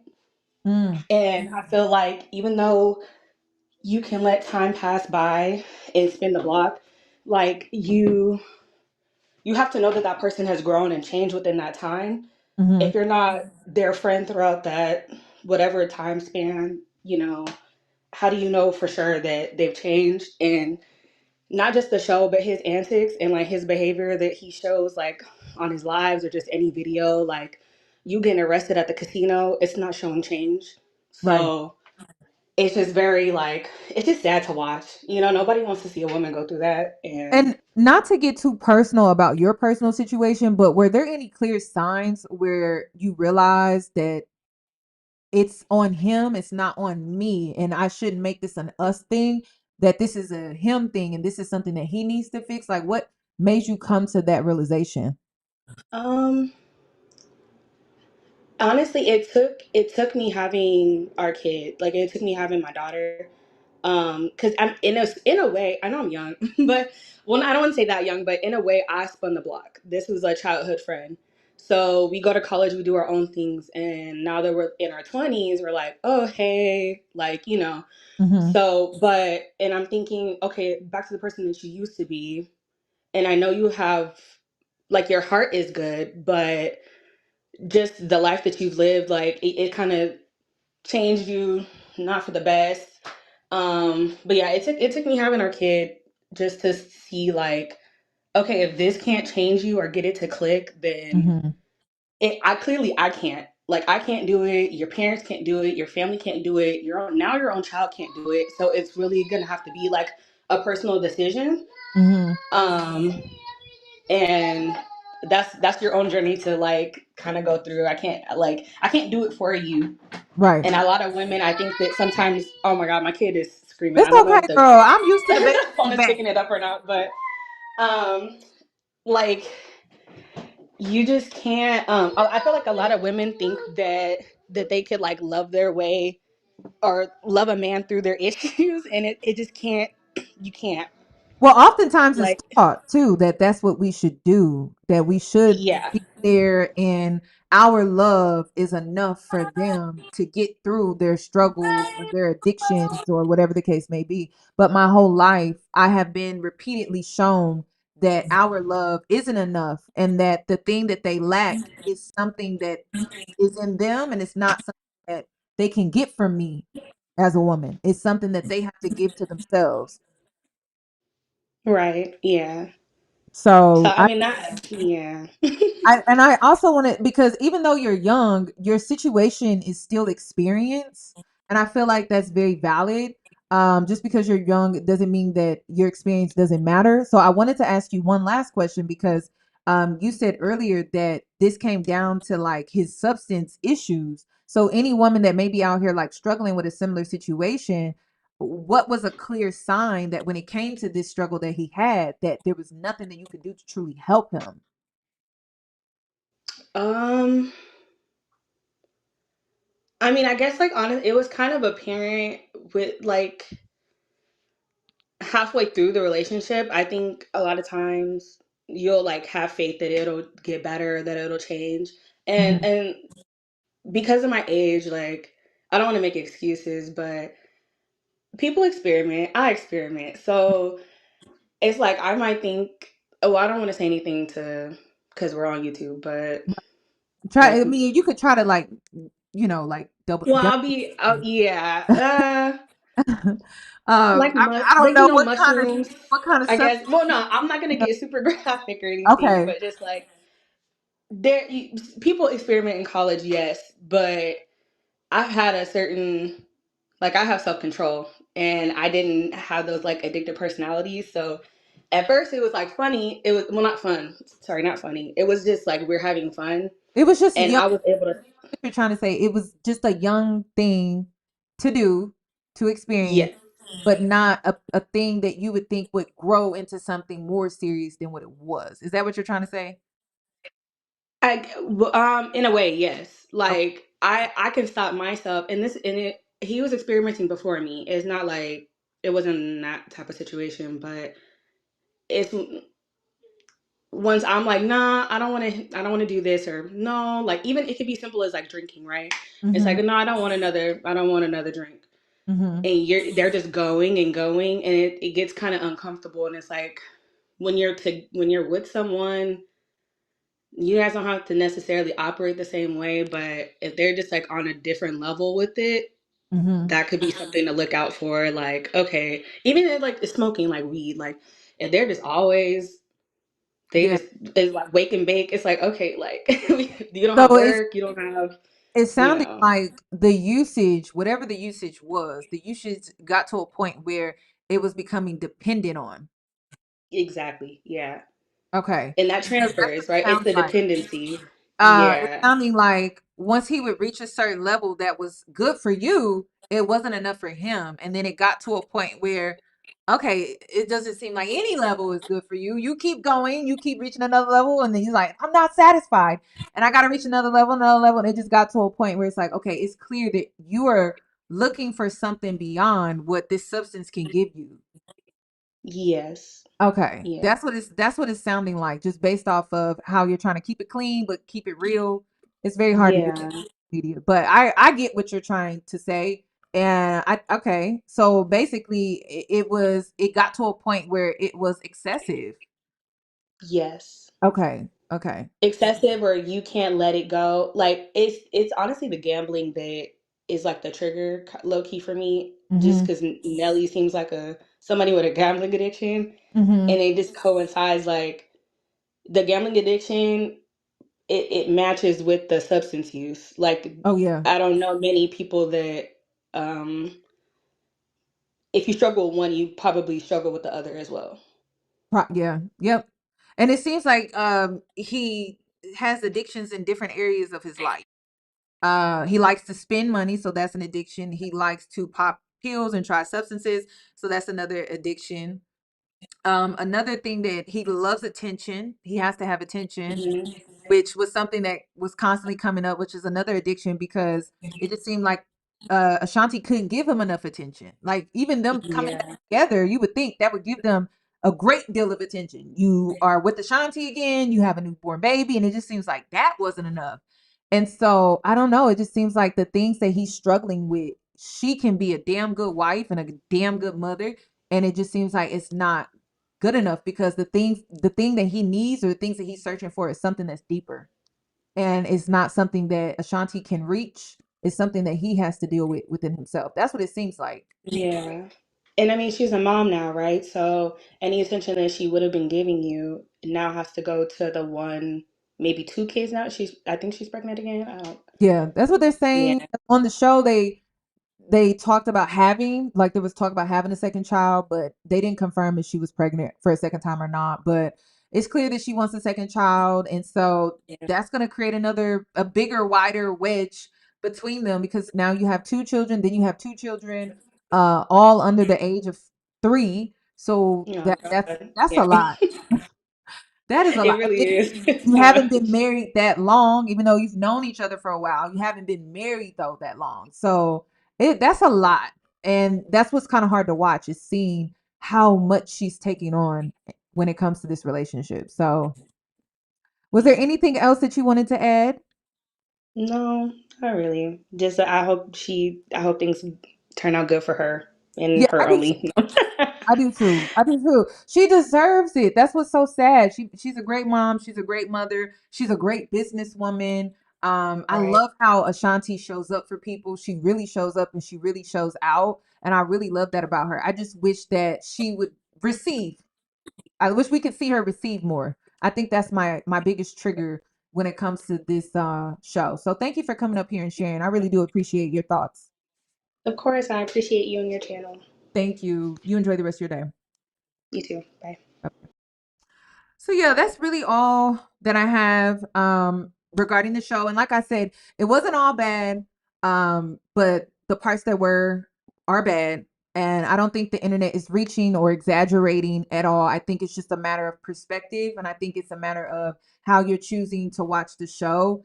Um and yeah, that's pretty much all that I have regarding this video. If you would like for me to react to more reality shows, because I've been getting into reality shows lately, and this time I'm watching them from a different perspective, which is making it more enjoyable. Like, I'm watching it from a perspective of, I'm not watching to just be entertained. Like, I'm watching to learn and to see things from a different perspective. So let me know if there's another reality show that you want me to watch and maybe react to, because I'm actually kind of getting into it. Let me know. Thank you for tuning in. Thank you for watching. And thank you to all the callers that came up here to give your opinion, because I like to hear from you. And I will catch you all in my next one. Y'all enjoy the rest of your 4th of July.